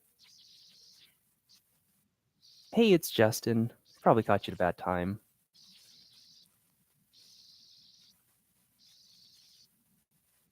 Hello, can you? Did we have bad connection? Oh, I'm sorry. I don't know if you can help me. I've been trying to reach the owner of 3652 Markham. 3652. Oh, you're probably not interested in selling it. Are you interested in selling it? Oh, okay. Do you have any other homes for sale or know somebody that wants to sell? Okay, no worries. Thank you. Okay, well, that was an English barrier, but I still understood enough to say she's not interested. Yeah, there's an English. I think it was Asian accent stuff. He said, "Yeah, this is the first time here and feel like you've been helpful and pretty motivating to tackle more cold calls." There we go. That's why I do this, man. I'm going after the high equity absentee owner with multiple properties and several years of ownership. Perfect. Not sure if that's good. Yeah, that's great. I hear people doing low equity sub two deals though. Yeah, but sub two deals are advanced. Like you're gonna mess it up. If you're just learning high equity, do the high equity because it's the easiest to start and you just have the most options because we do high equity because there's room to negotiate. If someone has no equity in their house, for example, if they own a house that's worth $100,000 to keep numbers simple, what if they own 10% of it and 90% is a mortgage? So they only own $10,000 out of the 100K. If you offer 50K for the house, which is most likely what you're going to be offering, they they can't accept it. They're going to have to pay money. Hello, Steven? Oh, Steven, can you hear me? Okay. Oh, hey, it's Justin. I don't know if you can help me, but I've been trying to reach the owner of 5318 Manual. Oh, that's not you? Oh, okay. Do you have any other homes in Vegas that wants to sell that you want to sell?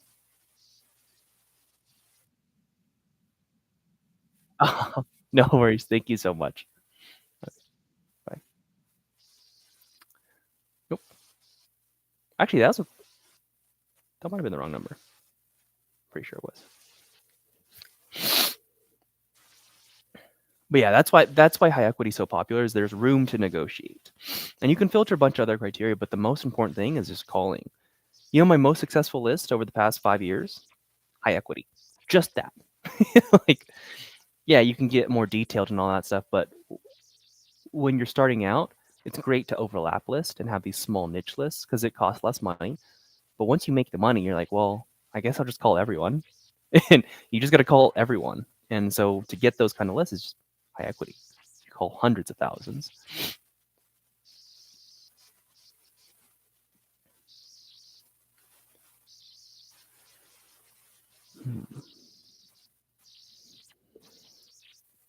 I just don't want anyone here to be afraid of the work because, like, you can see me doing the work right now.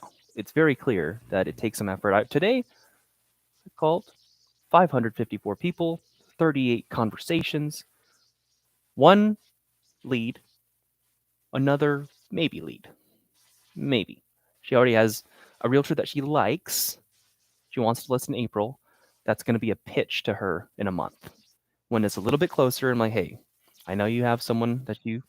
Hello, Francisco. Oh man, by chance, do you have any homes in Vegas you want to sell though? No worries. Thank you. Wrong number. We shot the shot. We shot the shot still.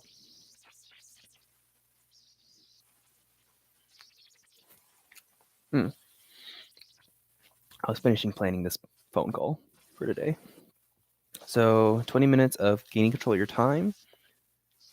Oh, then accountability groups. That's right. So we're at 30, 45 minutes.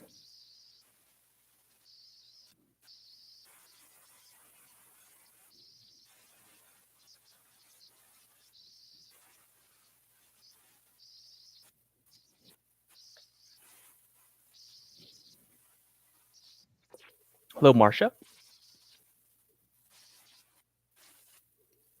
No one was there. That's okay. Okay. I think I got my coaching call planned out for 4 p.m. If Brian doesn't show up and I have to handle it. Or it's just an extra presentation that I have ready to go now. Wisher says, feels good to be dialing again and working. Yeah, been occupied with school.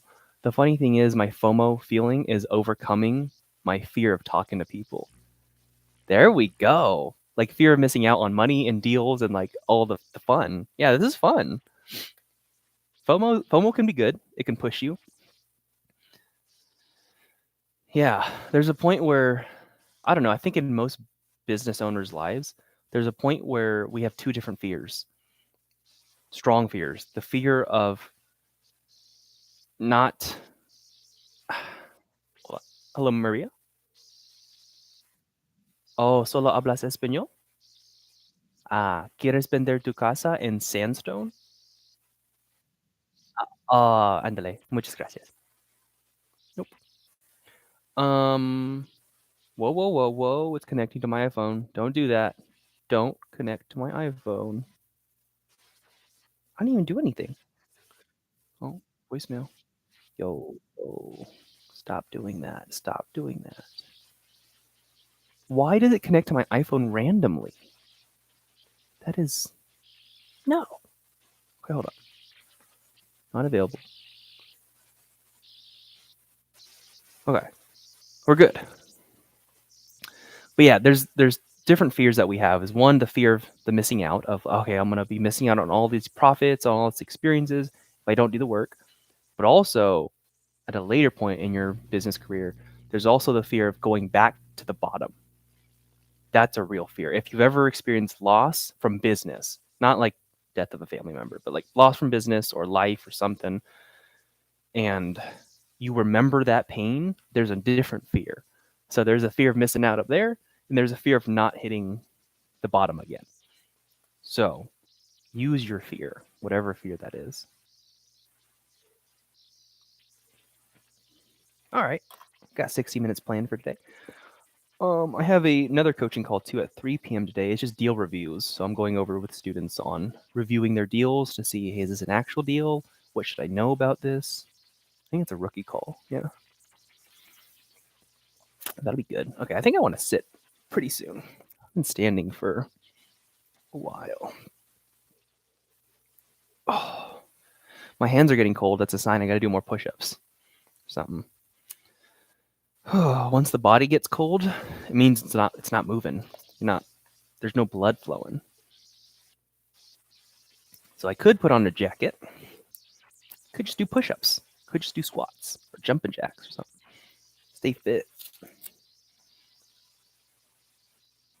Oh, I forgot to text back the girlfriend. Huh. That's not good.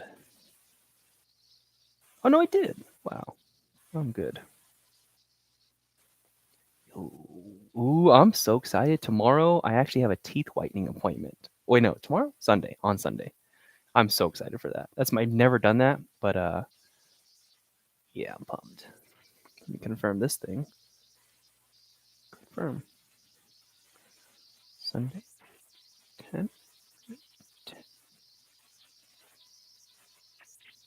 Yep.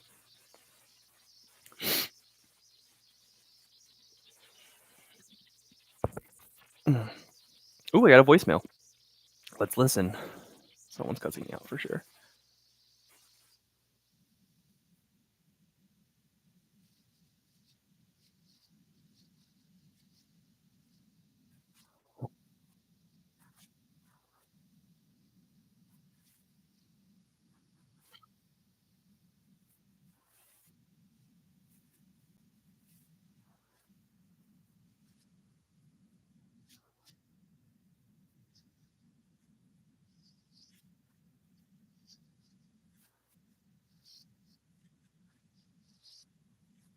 Oh wow. Oh gosh, that was a really nice person, but I called an emergency police kind of number. Oh, but she said, just please remove us. She was like, it was wonderful listening to your voicemail, though. You have a wonderful voice, but please remove so we have room to answer the people who need it. Yeah, I will for sure take this off the list. Cool. So now more lives can be saved. Whoops.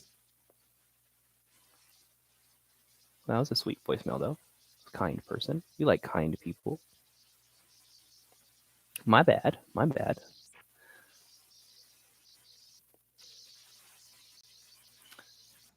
Oh, hello, Jamie. Hello? Is this Jamie? Hello? I'm looking for Jamie. Oh, solo hablas español? Sí, ¿quieres vender tu casa en Mar Vista? Oh, ándale. Muchas gracias. Adiós. Oh, not interested.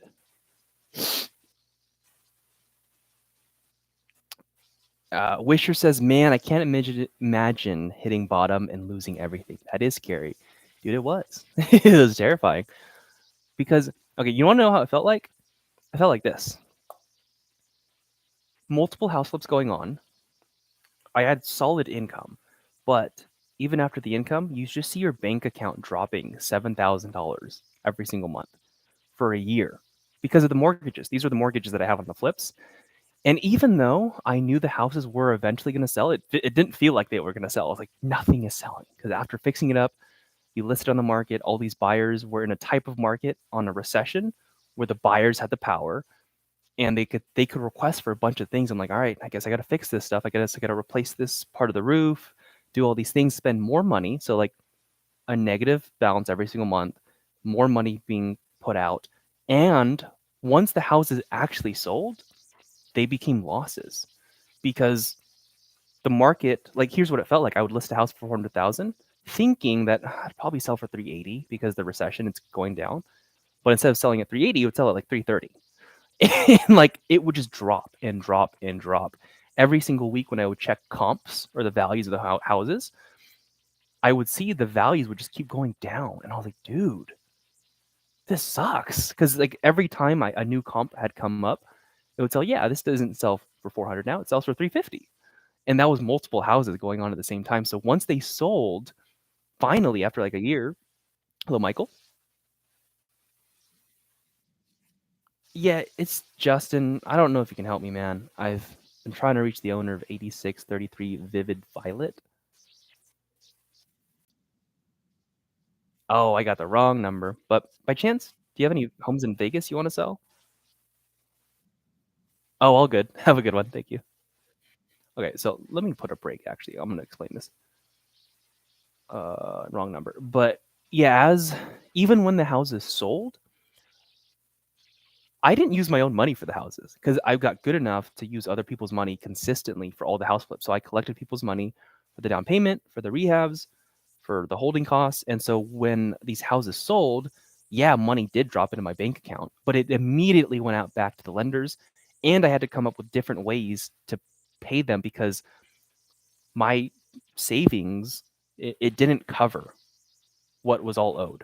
And so I was scrambling. I was like, crap, like now I got to get to line of credits, some business loans, some personal loans, pulling out some credit cards. Like, dude, it was rough. But I had to do it because my reputation was everything.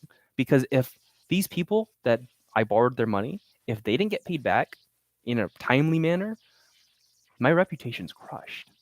And for me, that's worth everything. I don't care if I have to go to the bottom to make sure people get paid back. That's me. If they went with a different investor, they could have lost. They could have lost a lot. So everyone got paid back their principal, all their interest that I promised them, and I took the hit. So that's what it felt like. If that gives any kind of perspective.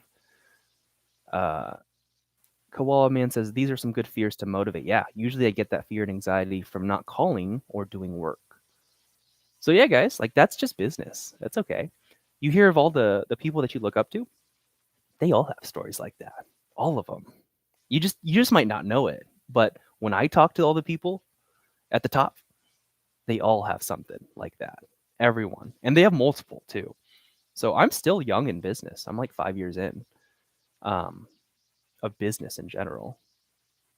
I mean, this wasn't my first business. I started like business, or not business, like fitness. I did personal training, meal plans, that kind of stuff. That was like my first jump into entrepreneurship. Then I became an agent. That's not really a business. But this was my, I guess, technically like second main business, real estate investing. Koala says, I'm not a business owner, but I had gotten a good chunk a good chunk to ago, and thought I'd figure something out to make a business out, but going nothing. So I'm kind of hitting bottom and losing money. That's okay. I know you'll figure it out. I think honestly, if you're at that point, the thing that'll help is you just gotta think. Like take walks, go outside, get in nature, and just think. Think, maybe write out what options you have, and then you're gonna come to a decision after thinking enough. Hello? Hey, I don't know if you can help me. I've been trying to reach the owner of 11196 Hickory Glen. Oh, you're probably not interested in selling it. Okay. Nope. Did I confirm this? Okay, I confirmed it. Cool. So I'm good for Sunday. Oh, I think I got a couple podcasts tomorrow too. Yeah, I got 2 podcasts tomorrow. Cool. 640 dials, 45 connects, 1 lead, 1 kind of lead.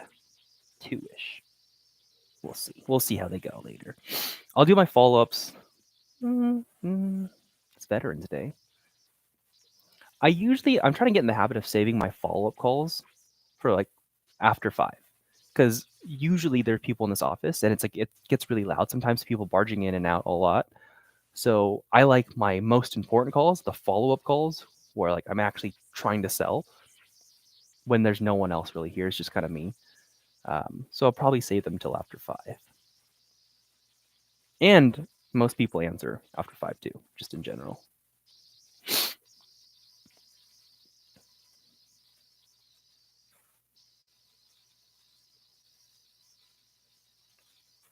Interesting. Interesting. That's a cool little background setup. Hey, I have that same mic that she's using. What the? Okay. Interesting content.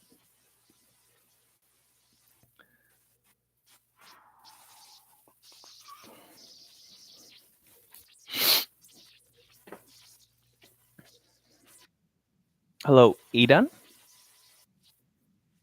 Yeah, it's Justin. I don't know if you can help me. I've been trying to reach the owner of 4280 Pebble Road. Oh, you're probably not interested in selling it. Do you have any other homes for sale or know someone that wants to? Will do. Do not call.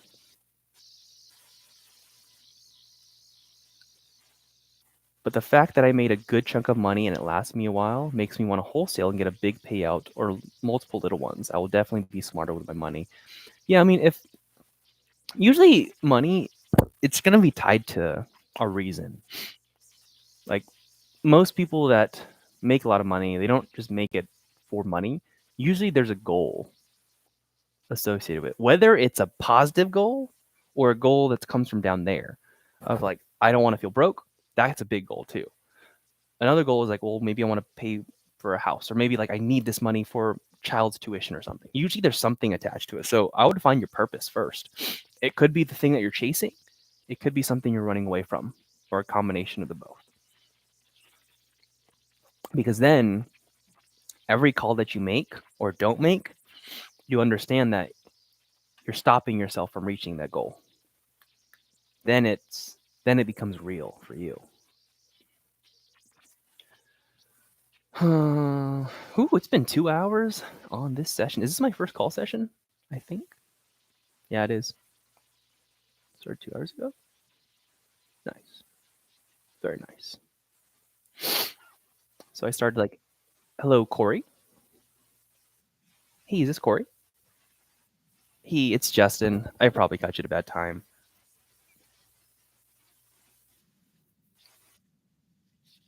Oh yeah, I don't know if you can help me, man. I've been trying to reach the owner of 3127 Cometan. Oh, you're probably not interested in selling it. Do you have any other homes you want to sell or know someone that wants to? Oh, oh,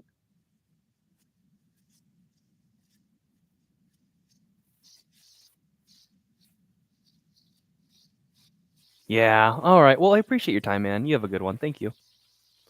Hmm? Not interested.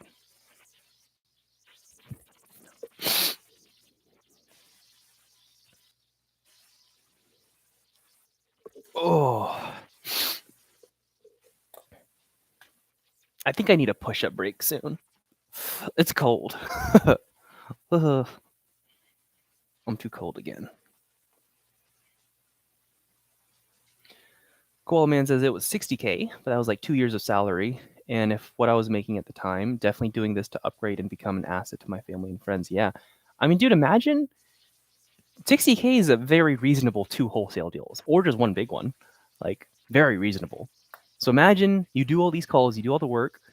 Even if you get one deal, makes you 30K. That's very reasonable. I mean, depending on where you live, your market. That's super reasonable for me, I guess, in Vegas and in my market that I've been in Fresno, California. One. You just need one.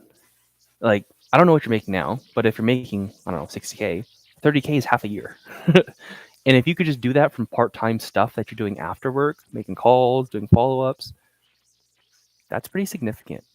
I tell people real estate investing, it's life-changing because you can make chunks of money like that working for yourself. But when I say working for yourself, I mean really working, actually doing the work. But it's life-changing. So I think you can get after it. 60K in real estate wholesaling specifically, that's like 2 deals.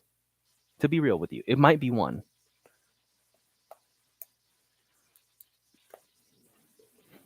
It also just depends on your negotiation skills and stuff, but yeah, could be. Most of my wholesale deals were like 30K or so.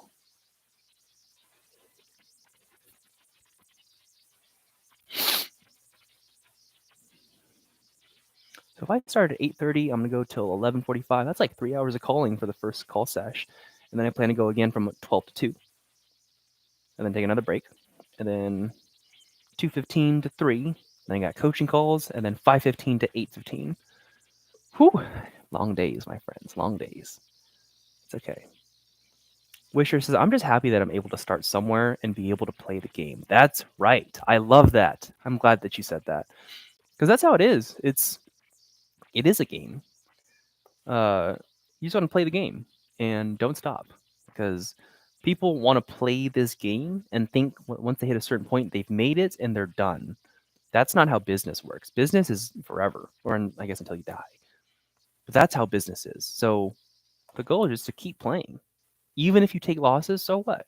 You got to keep playing because once you stop, then you lose the game. So you just got to keep going. True, all I need and want would be like 130K, and it will relieve me like a year of expenses and grind in peace. Yeah. Imagine you just grind, and hopefully you're able to survive right now and for your current income.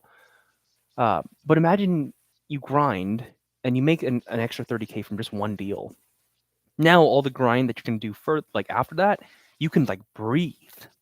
And I don't want that to slow you down, but it will feel, I'm sure, much better for you to know, whew, like as long as I don't spend this money and blow it on dumb stuff, I'm good. Like I'm set. And now everything that I do now, like I can be a little bit less stressed about it. Because stress is good to a point. It can push you, but a lot of it can cripple you. Get after it, Koala Man. What's your name, Koala Man? Because you've been here for a bit. I want to know your name. First name. You don't have to share everything.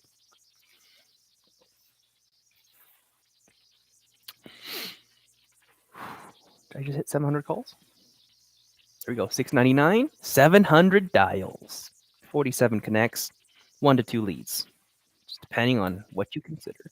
Hello. Oh, voicemail. Not available. Chris. All right, Chris. Get after it. I'm assuming a man because your name was Koala Man, right? Unless it was. Yeah. Get after it, Chris. All right. Jesus, cold. Okay. It's a push-up break. I'm too cold. I'm going to break the dialer for a sec. I'm going to move the camera the other way on the ground, show myself doing some push-ups. Oh, because that's cold. All right. 1 sec.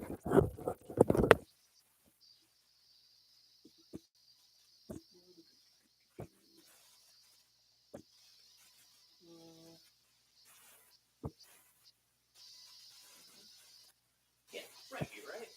Can you see?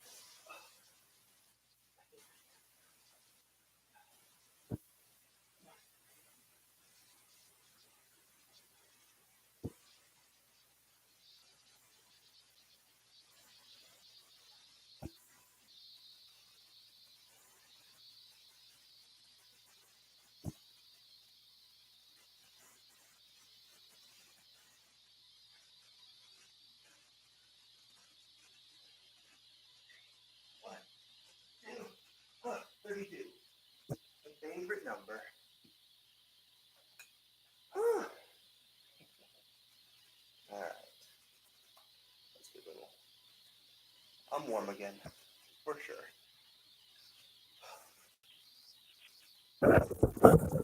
All right.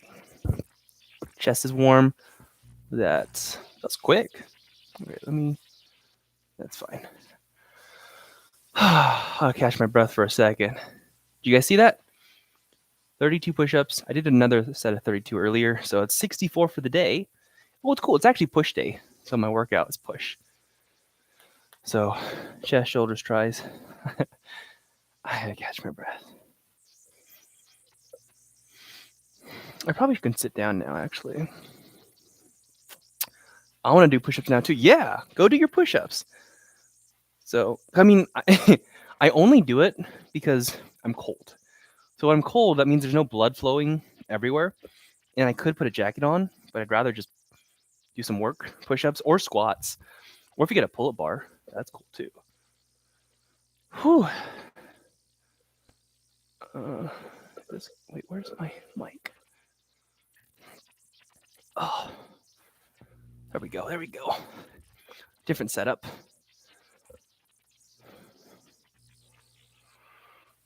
Okay, I can breathe now. Back at it. So I'm on this call session for another 54 minutes. And then after that, I'm simply going to. Hello, John. Hey, it's Justin. Probably got you at a bad time. Justin, I don't know if you can help me. I've been trying to reach the owner of 8175 Arville. Oh, you're probably not interested in selling that one. 8175 Arville Street, 275. Oh, okay. Do you have any other home you want to sell? Nope. He was so angry. Oh my gosh, I was out of breath on that call. I was trying to compose myself. Whew. All right. Cool. 64 push-ups in for the day. I'll just keep track of that. I don't know how many I want to do today. I mean, after I finish my last call time, sometime at 8:15 or so, I will work out. My workouts are quick. They're like 10 minutes of pure intensity. So it's probably just going to be more push-ups. So we'll see how many I do for the day. Yeah, Koala, do as many push-ups as you can if you're cold.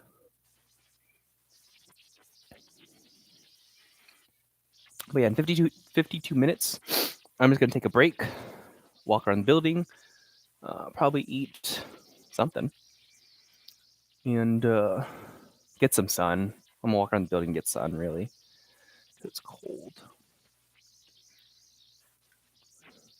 But yeah, also today's Veterans Day, so thank you to all the veterans. If there's any veterans watching this right now, you guys are awesome. Beasts.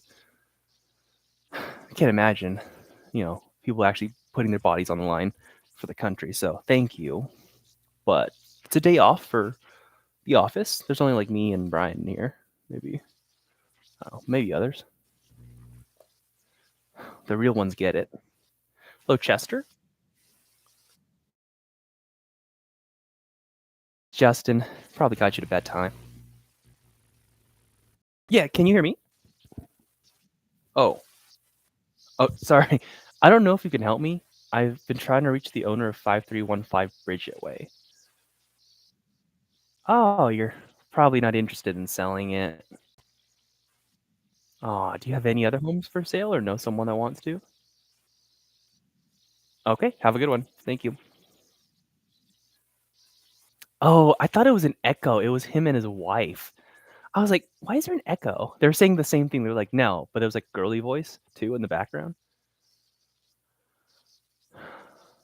I was like, what is going on? I thought it was my audio, but I think it was him and his wife in the car. What's this? Girlfriend made a TikTok?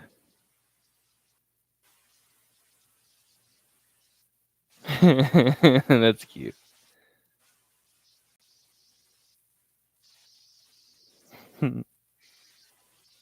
That's so cute. My little niece and her. Whew. Okay, not available. That was a weird voicemail. It's a very aggressive voicemail. We got 6 people on today. Let's go. So for the 6 people on, here's the data so far for today. I have called 734 people, talked to 51. One kind of pretty real lead. One maybe lead. She already has a realtor that she wants to go with, but listing it in April. So it's too soon for me to pitch something, in my opinion. So I'm gonna call her in a month, and as it gets closer, I'm going to try to convince her to just get us another quote. And the pitch will essentially look something like, hey, I know you already have a realtor that you might go with, but a good friend told me that if you go to bring your car to a mechanic shop, it just doesn't hurt to get multiple quotes. So I love to be able to give you another quote. I have a buddy who's a realtor. No harm, no foul if you decide not to work with us, but sometimes it just helps to get a different perspective. That's generally going to be the pitch. And we'll see if it hits in a month.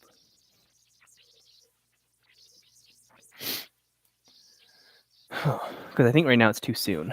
She wants to live pretty far away.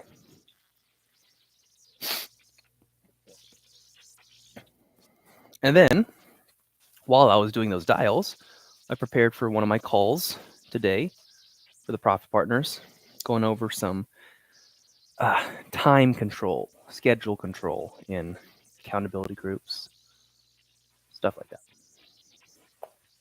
Posted some content. I think for me, the next big thing I got to figure out is what is the next big project that I will be continually working on. Because usually in the mornings or during these shifts for like call sessions, I have a lot of downtime because I'm only speaking 20% of the time.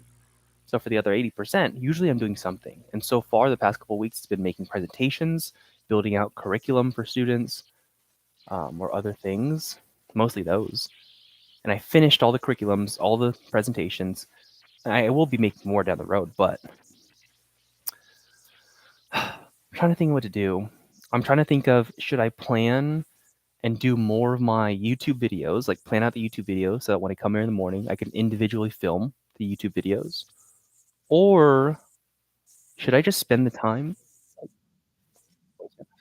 Or should I just spend the time setting up more podcast episodes? Because right now I have one podcast a week every Saturday. And I'm like, maybe I can do 2 podcasts a week every Saturday. It would take away from some call time, but it would give me more content. Because one podcast a week probably gets me enough, depending on the person, usually will get me enough content for the week, one post a day. But if I had 2 podcasts a week, that's enough content for most likely 2 posts a day, 2 short form content pieces a day.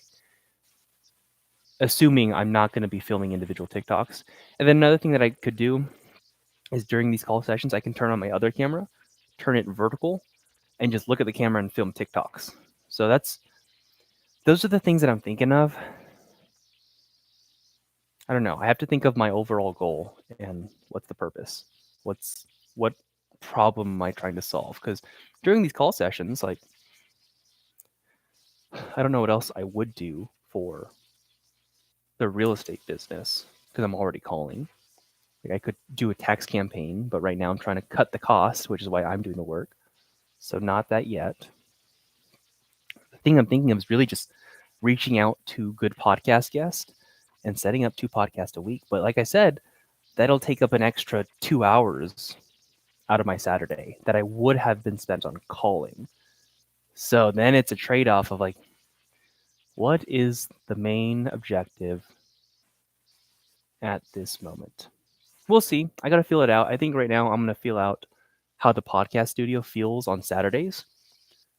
Because I don't think anyone ever shows up to the office on Saturday for the most part to use that studio. So I think I'm pretty safe to use it. They said I could use it, especially in the mornings, nights, weekends, which is when I'm here anyways, and no one else is. I don't know. Figuring it out. What do you guys think? What do you think I should do? What other big project do you think I could do?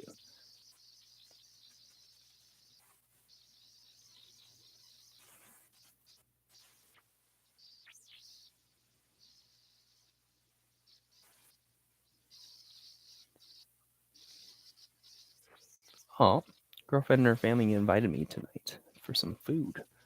I do want to make some calls, but it's kind of hard to turn down food. We'll see. We'll see.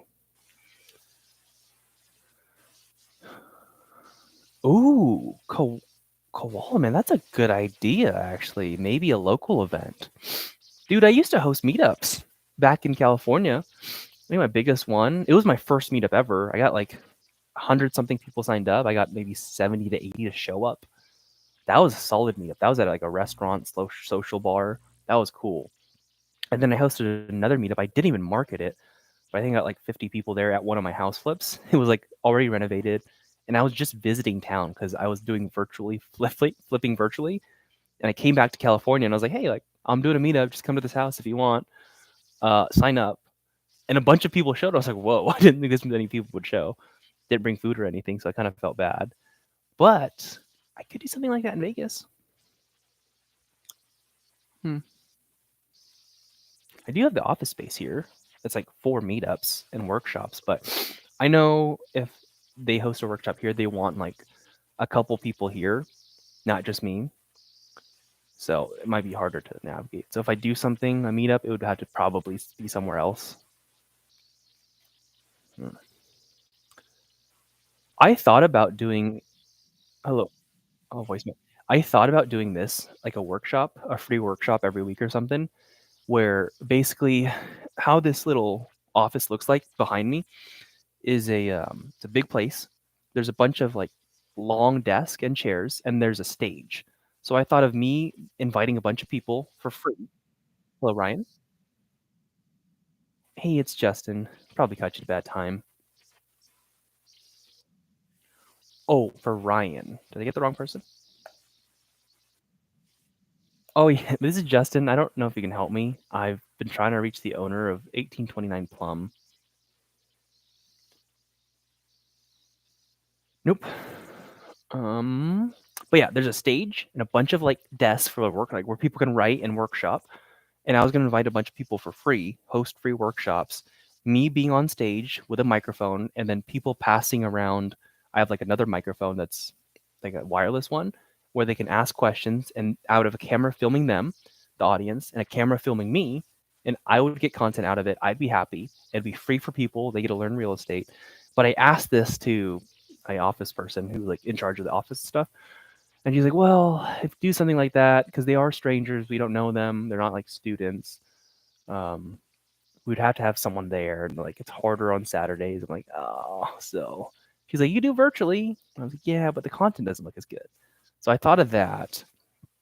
Maybe as time goes on, I'll be able to host them with no one else here, because the only day I'd really want to do that would be Saturdays. The only day. Mukbang.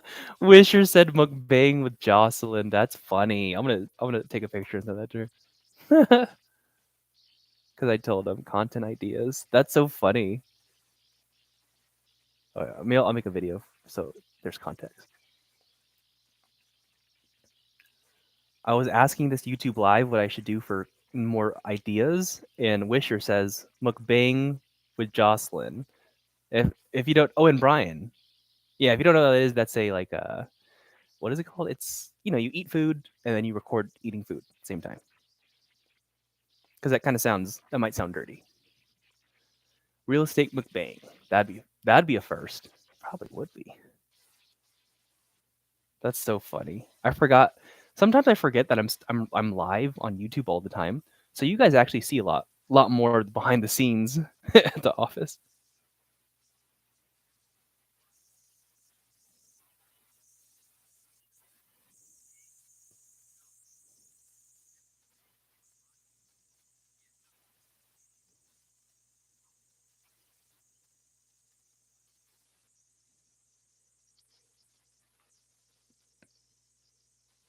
So funny.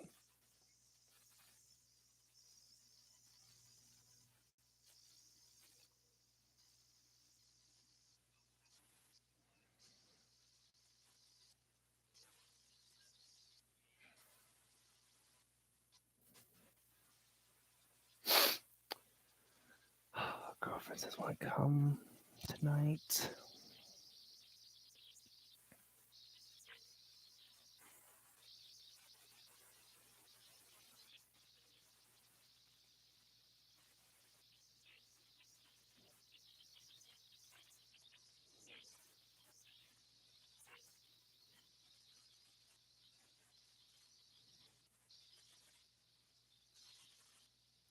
It's grocery day tomorrow. Why do I have so much chocolate still? Did I not eat enough? I guess I didn't eat chocolate every day. I thought I was eating chocolate every day. Yeah, a real estate mukbang, that would be kinda fire. I've done 1 or 2 mukbang, whatever you say it, with my girlfriend, and, she was happy because she got free food, and I was happy because I got content out of it. But it was actually when I had this camera, it was, like, not my highest quality camera. Now I have a better camera, and I feel like we can get some actual clips out of that if I do it again. Maybe I'll just start inviting her to the office and be like, "Hey, can you just record with me? We'll eat." And, maybe voicemail. Maybe we'll get some content out of that. That sounds kinda fire. What made you go all in on real estate investing? When did I go? Well, when did I start? I started at 20 to 21. I closed on my first house at 21. I got an escrow when I was 20, so like right when I turned 21. I was not full time then. I was working a lot. I was a student full time worker, just multiple minimum wage jobs. I did personal training on the side too. When I bought the first one, I was like, this is pretty cool. Like, I think I could crush this. And I didn't go full time for a long time actually. Um, I only went full time after running into my first mentor. I worked for him for 6 months. I pretty much ran his house flipping operation.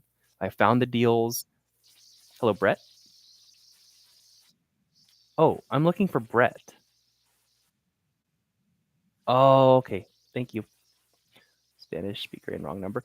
But I worked from 6 months, did all his flips, found the deals. He just provided the money and helped me with the negotiation tactics. Like, I'm like, hey, what do I say? They said this. And then I would say it. So I was this guy for flipping for 6 months. And then I was like, I think I can do this on my own because at the end I was doing it all on my own. And I went off on my own then. It was until I got the confidence from that experience, understanding that I could do this on my own and make money because my first deal was just a rental property. And once I bought it, I exhausted all my money. And so I thought, okay, I guess I have to save up more money to do this again. So I'll save up for a year and buy the next property. And you don't have to go that route. I thought you did. So that's what made me switch is really the confidence that I got from my first mentor. Closing at 20 was impressive. Thanks, man. I mean, I was just that was literally from just being frugal and working really hard. I was again full-time student. I was working at a bank job, just like data entry, so minimum wage. I was working as an office assistant at my school or my university, so college, minimum wage, and I was personal training. And that was like that was actually most of my income, even though like the least amount of my time, because I was charging like $50 an hour per session, and that was pretty nice. Like at that age, I was like, this is pretty cool, and that's only because I got good at bodybuilding and understanding physique and the nutrition. Um, and I just saved enough money, and I would save so much money. So I would go out with friends to dinners, and I wouldn't get food. I just drink water. I'm like, hey, like, are you guys cool if I go out with you, but just not eat? Like, I'll still have a good time. Like, I'm just trying to save. Like, I have a goal right now. And luckily, I had good friends who are like, yeah, it's fine, whatever. And they got it. So you have to find people that are okay with you being weird, a little bit out of the ordinary. Because if you want to go your own route and be an entrepreneur, be a business owner, everyone's a little bit weird in their own way. I'm weird. Everyone's a little bit weird. Like that's the thing I've realized is anyone who's crushed it, we're all a little bit weird. Why does everyone seem to love Vegas, Texas, and California markets? I don't hear much about Northeast markets. I don't know. I don't know. I lived in California. And hello, Aldo. Hey, it's Justin. Probably caught you at a bad time. Yeah, I don't know if you can help me. I've been trying to reach the owner of 4656 Powell. Oh, okay. Yeah, I'm sorry. I'm trying to reach the owner of 4656 Powell. Oh, that's not you? Oh, shoot. Okay. By chance, you have any other homes in Vegas you want to sell then? Okay. Have a good one. Thank you. Wrong number. Oh, this is a long question from a rookie student. Oh my gosh, that's a long text. Oh no, I don't like those.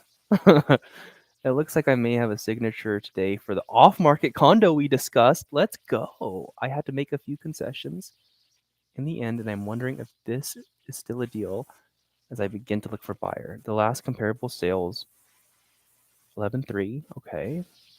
That's recent. One in July, but neither were truly comparable. 470K for July, 25 years newer. Okay. 11.3 is 435, completely remodeled and built in 1990. Age difference. Oh, that's fine.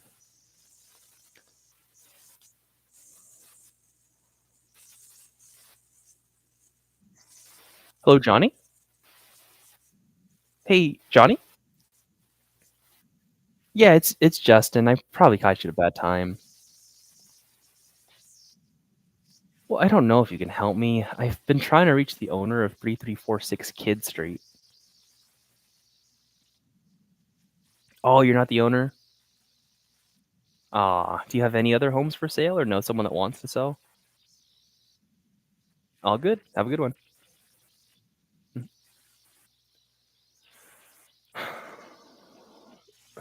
25 years newer. The last one sold for 435, remodeled, built in 1990. So hers is 1964. That's not horrible. She got the deal at two. Hello, Rafael. Oh, ¿solo hablas español? Ah, ¿quieres vender tu casa en Gold Coast? Oh, ándale. Muchas gracias. Ajá. Um,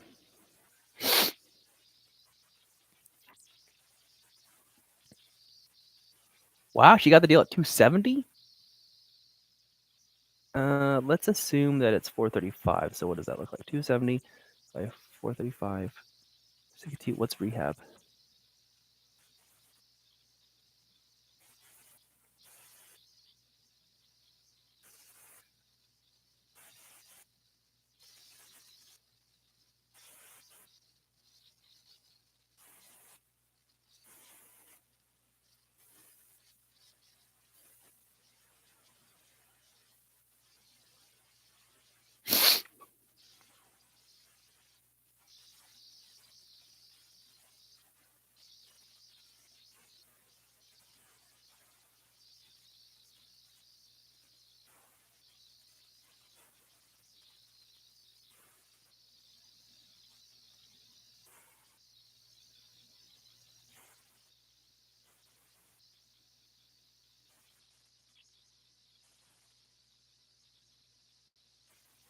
So it's not locked up yet. Oh, cool. One of my students might have a really good deal right now. Um, yeah. Also, I don't know why people like California and Texas, Vegas. I just grew up on the West Coast, and Vegas was a quick move. It was close to family, so like, there's a lot of things involved. I think also a big reason why you hear about it so much is that there's so many creators in real estate talking about those markets because that's where they are. I don't hear as many north or like East Coast real estate creators just for some reason. I don't know. Maybe just the culture of West Coast content creation. It's like LA vibe at California. A lot of content creators. That's what you hear.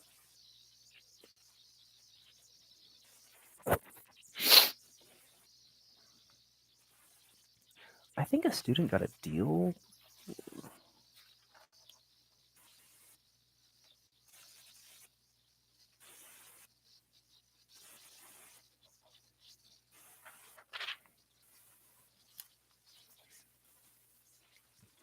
Okay. Oh. Oh shoot, am I blurry? There you go. Autofocus. Oh, it's probably because of this thing, huh? There we go.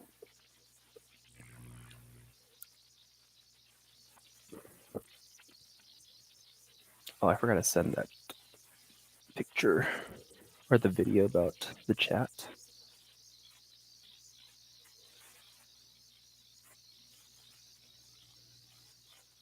50K.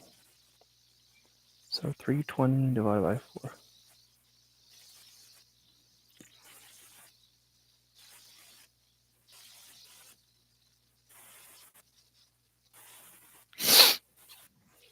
Hello.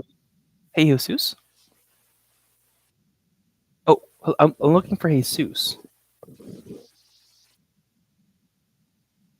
Okay. Can you can you hear me now? Yeah, this is Justin. I don't know if you can help me, man. I've been trying to reach the owner of 3125 Brady Ave. Shoot. Okay. Well, by chance, you got any homes in Vegas you want to sell? Nope. Wrong number.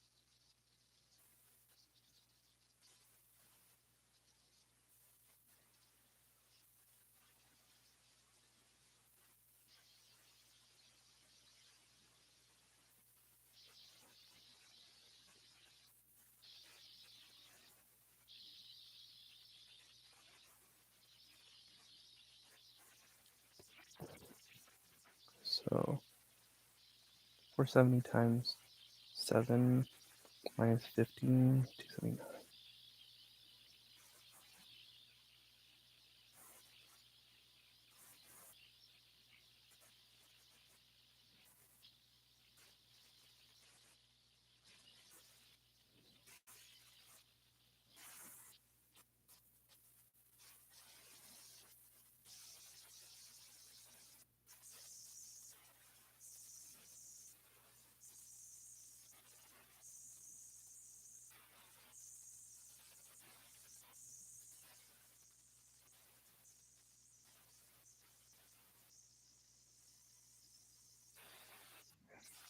Hello, Lee.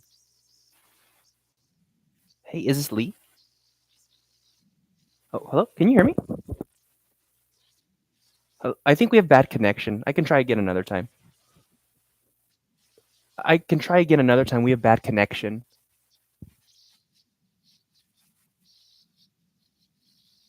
Okay.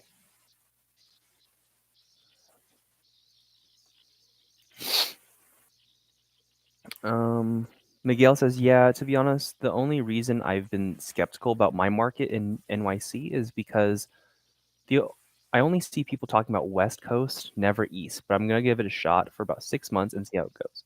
Hello, Levette.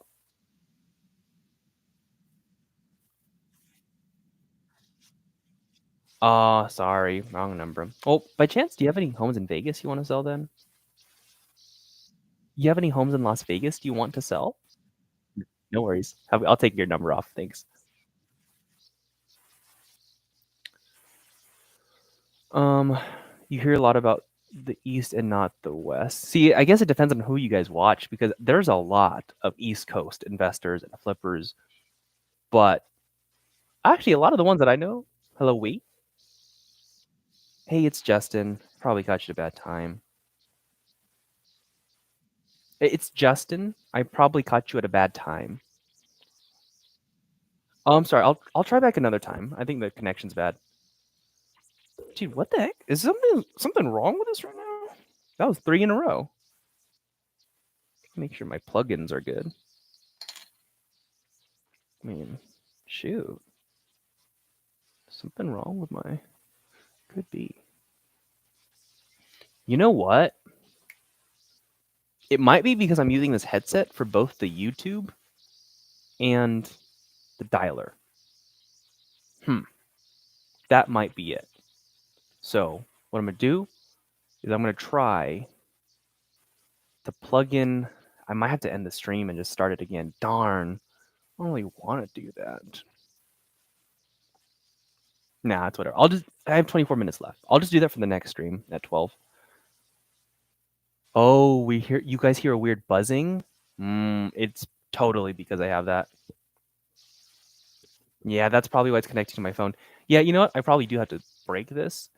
I'll be right back. So I know there's 7 people on. Just like join back on in a second. I'm just gonna end the stream, start it back up once I connect my mic, this mic, to the other camera, so that you can actually hear me. Okay, cool.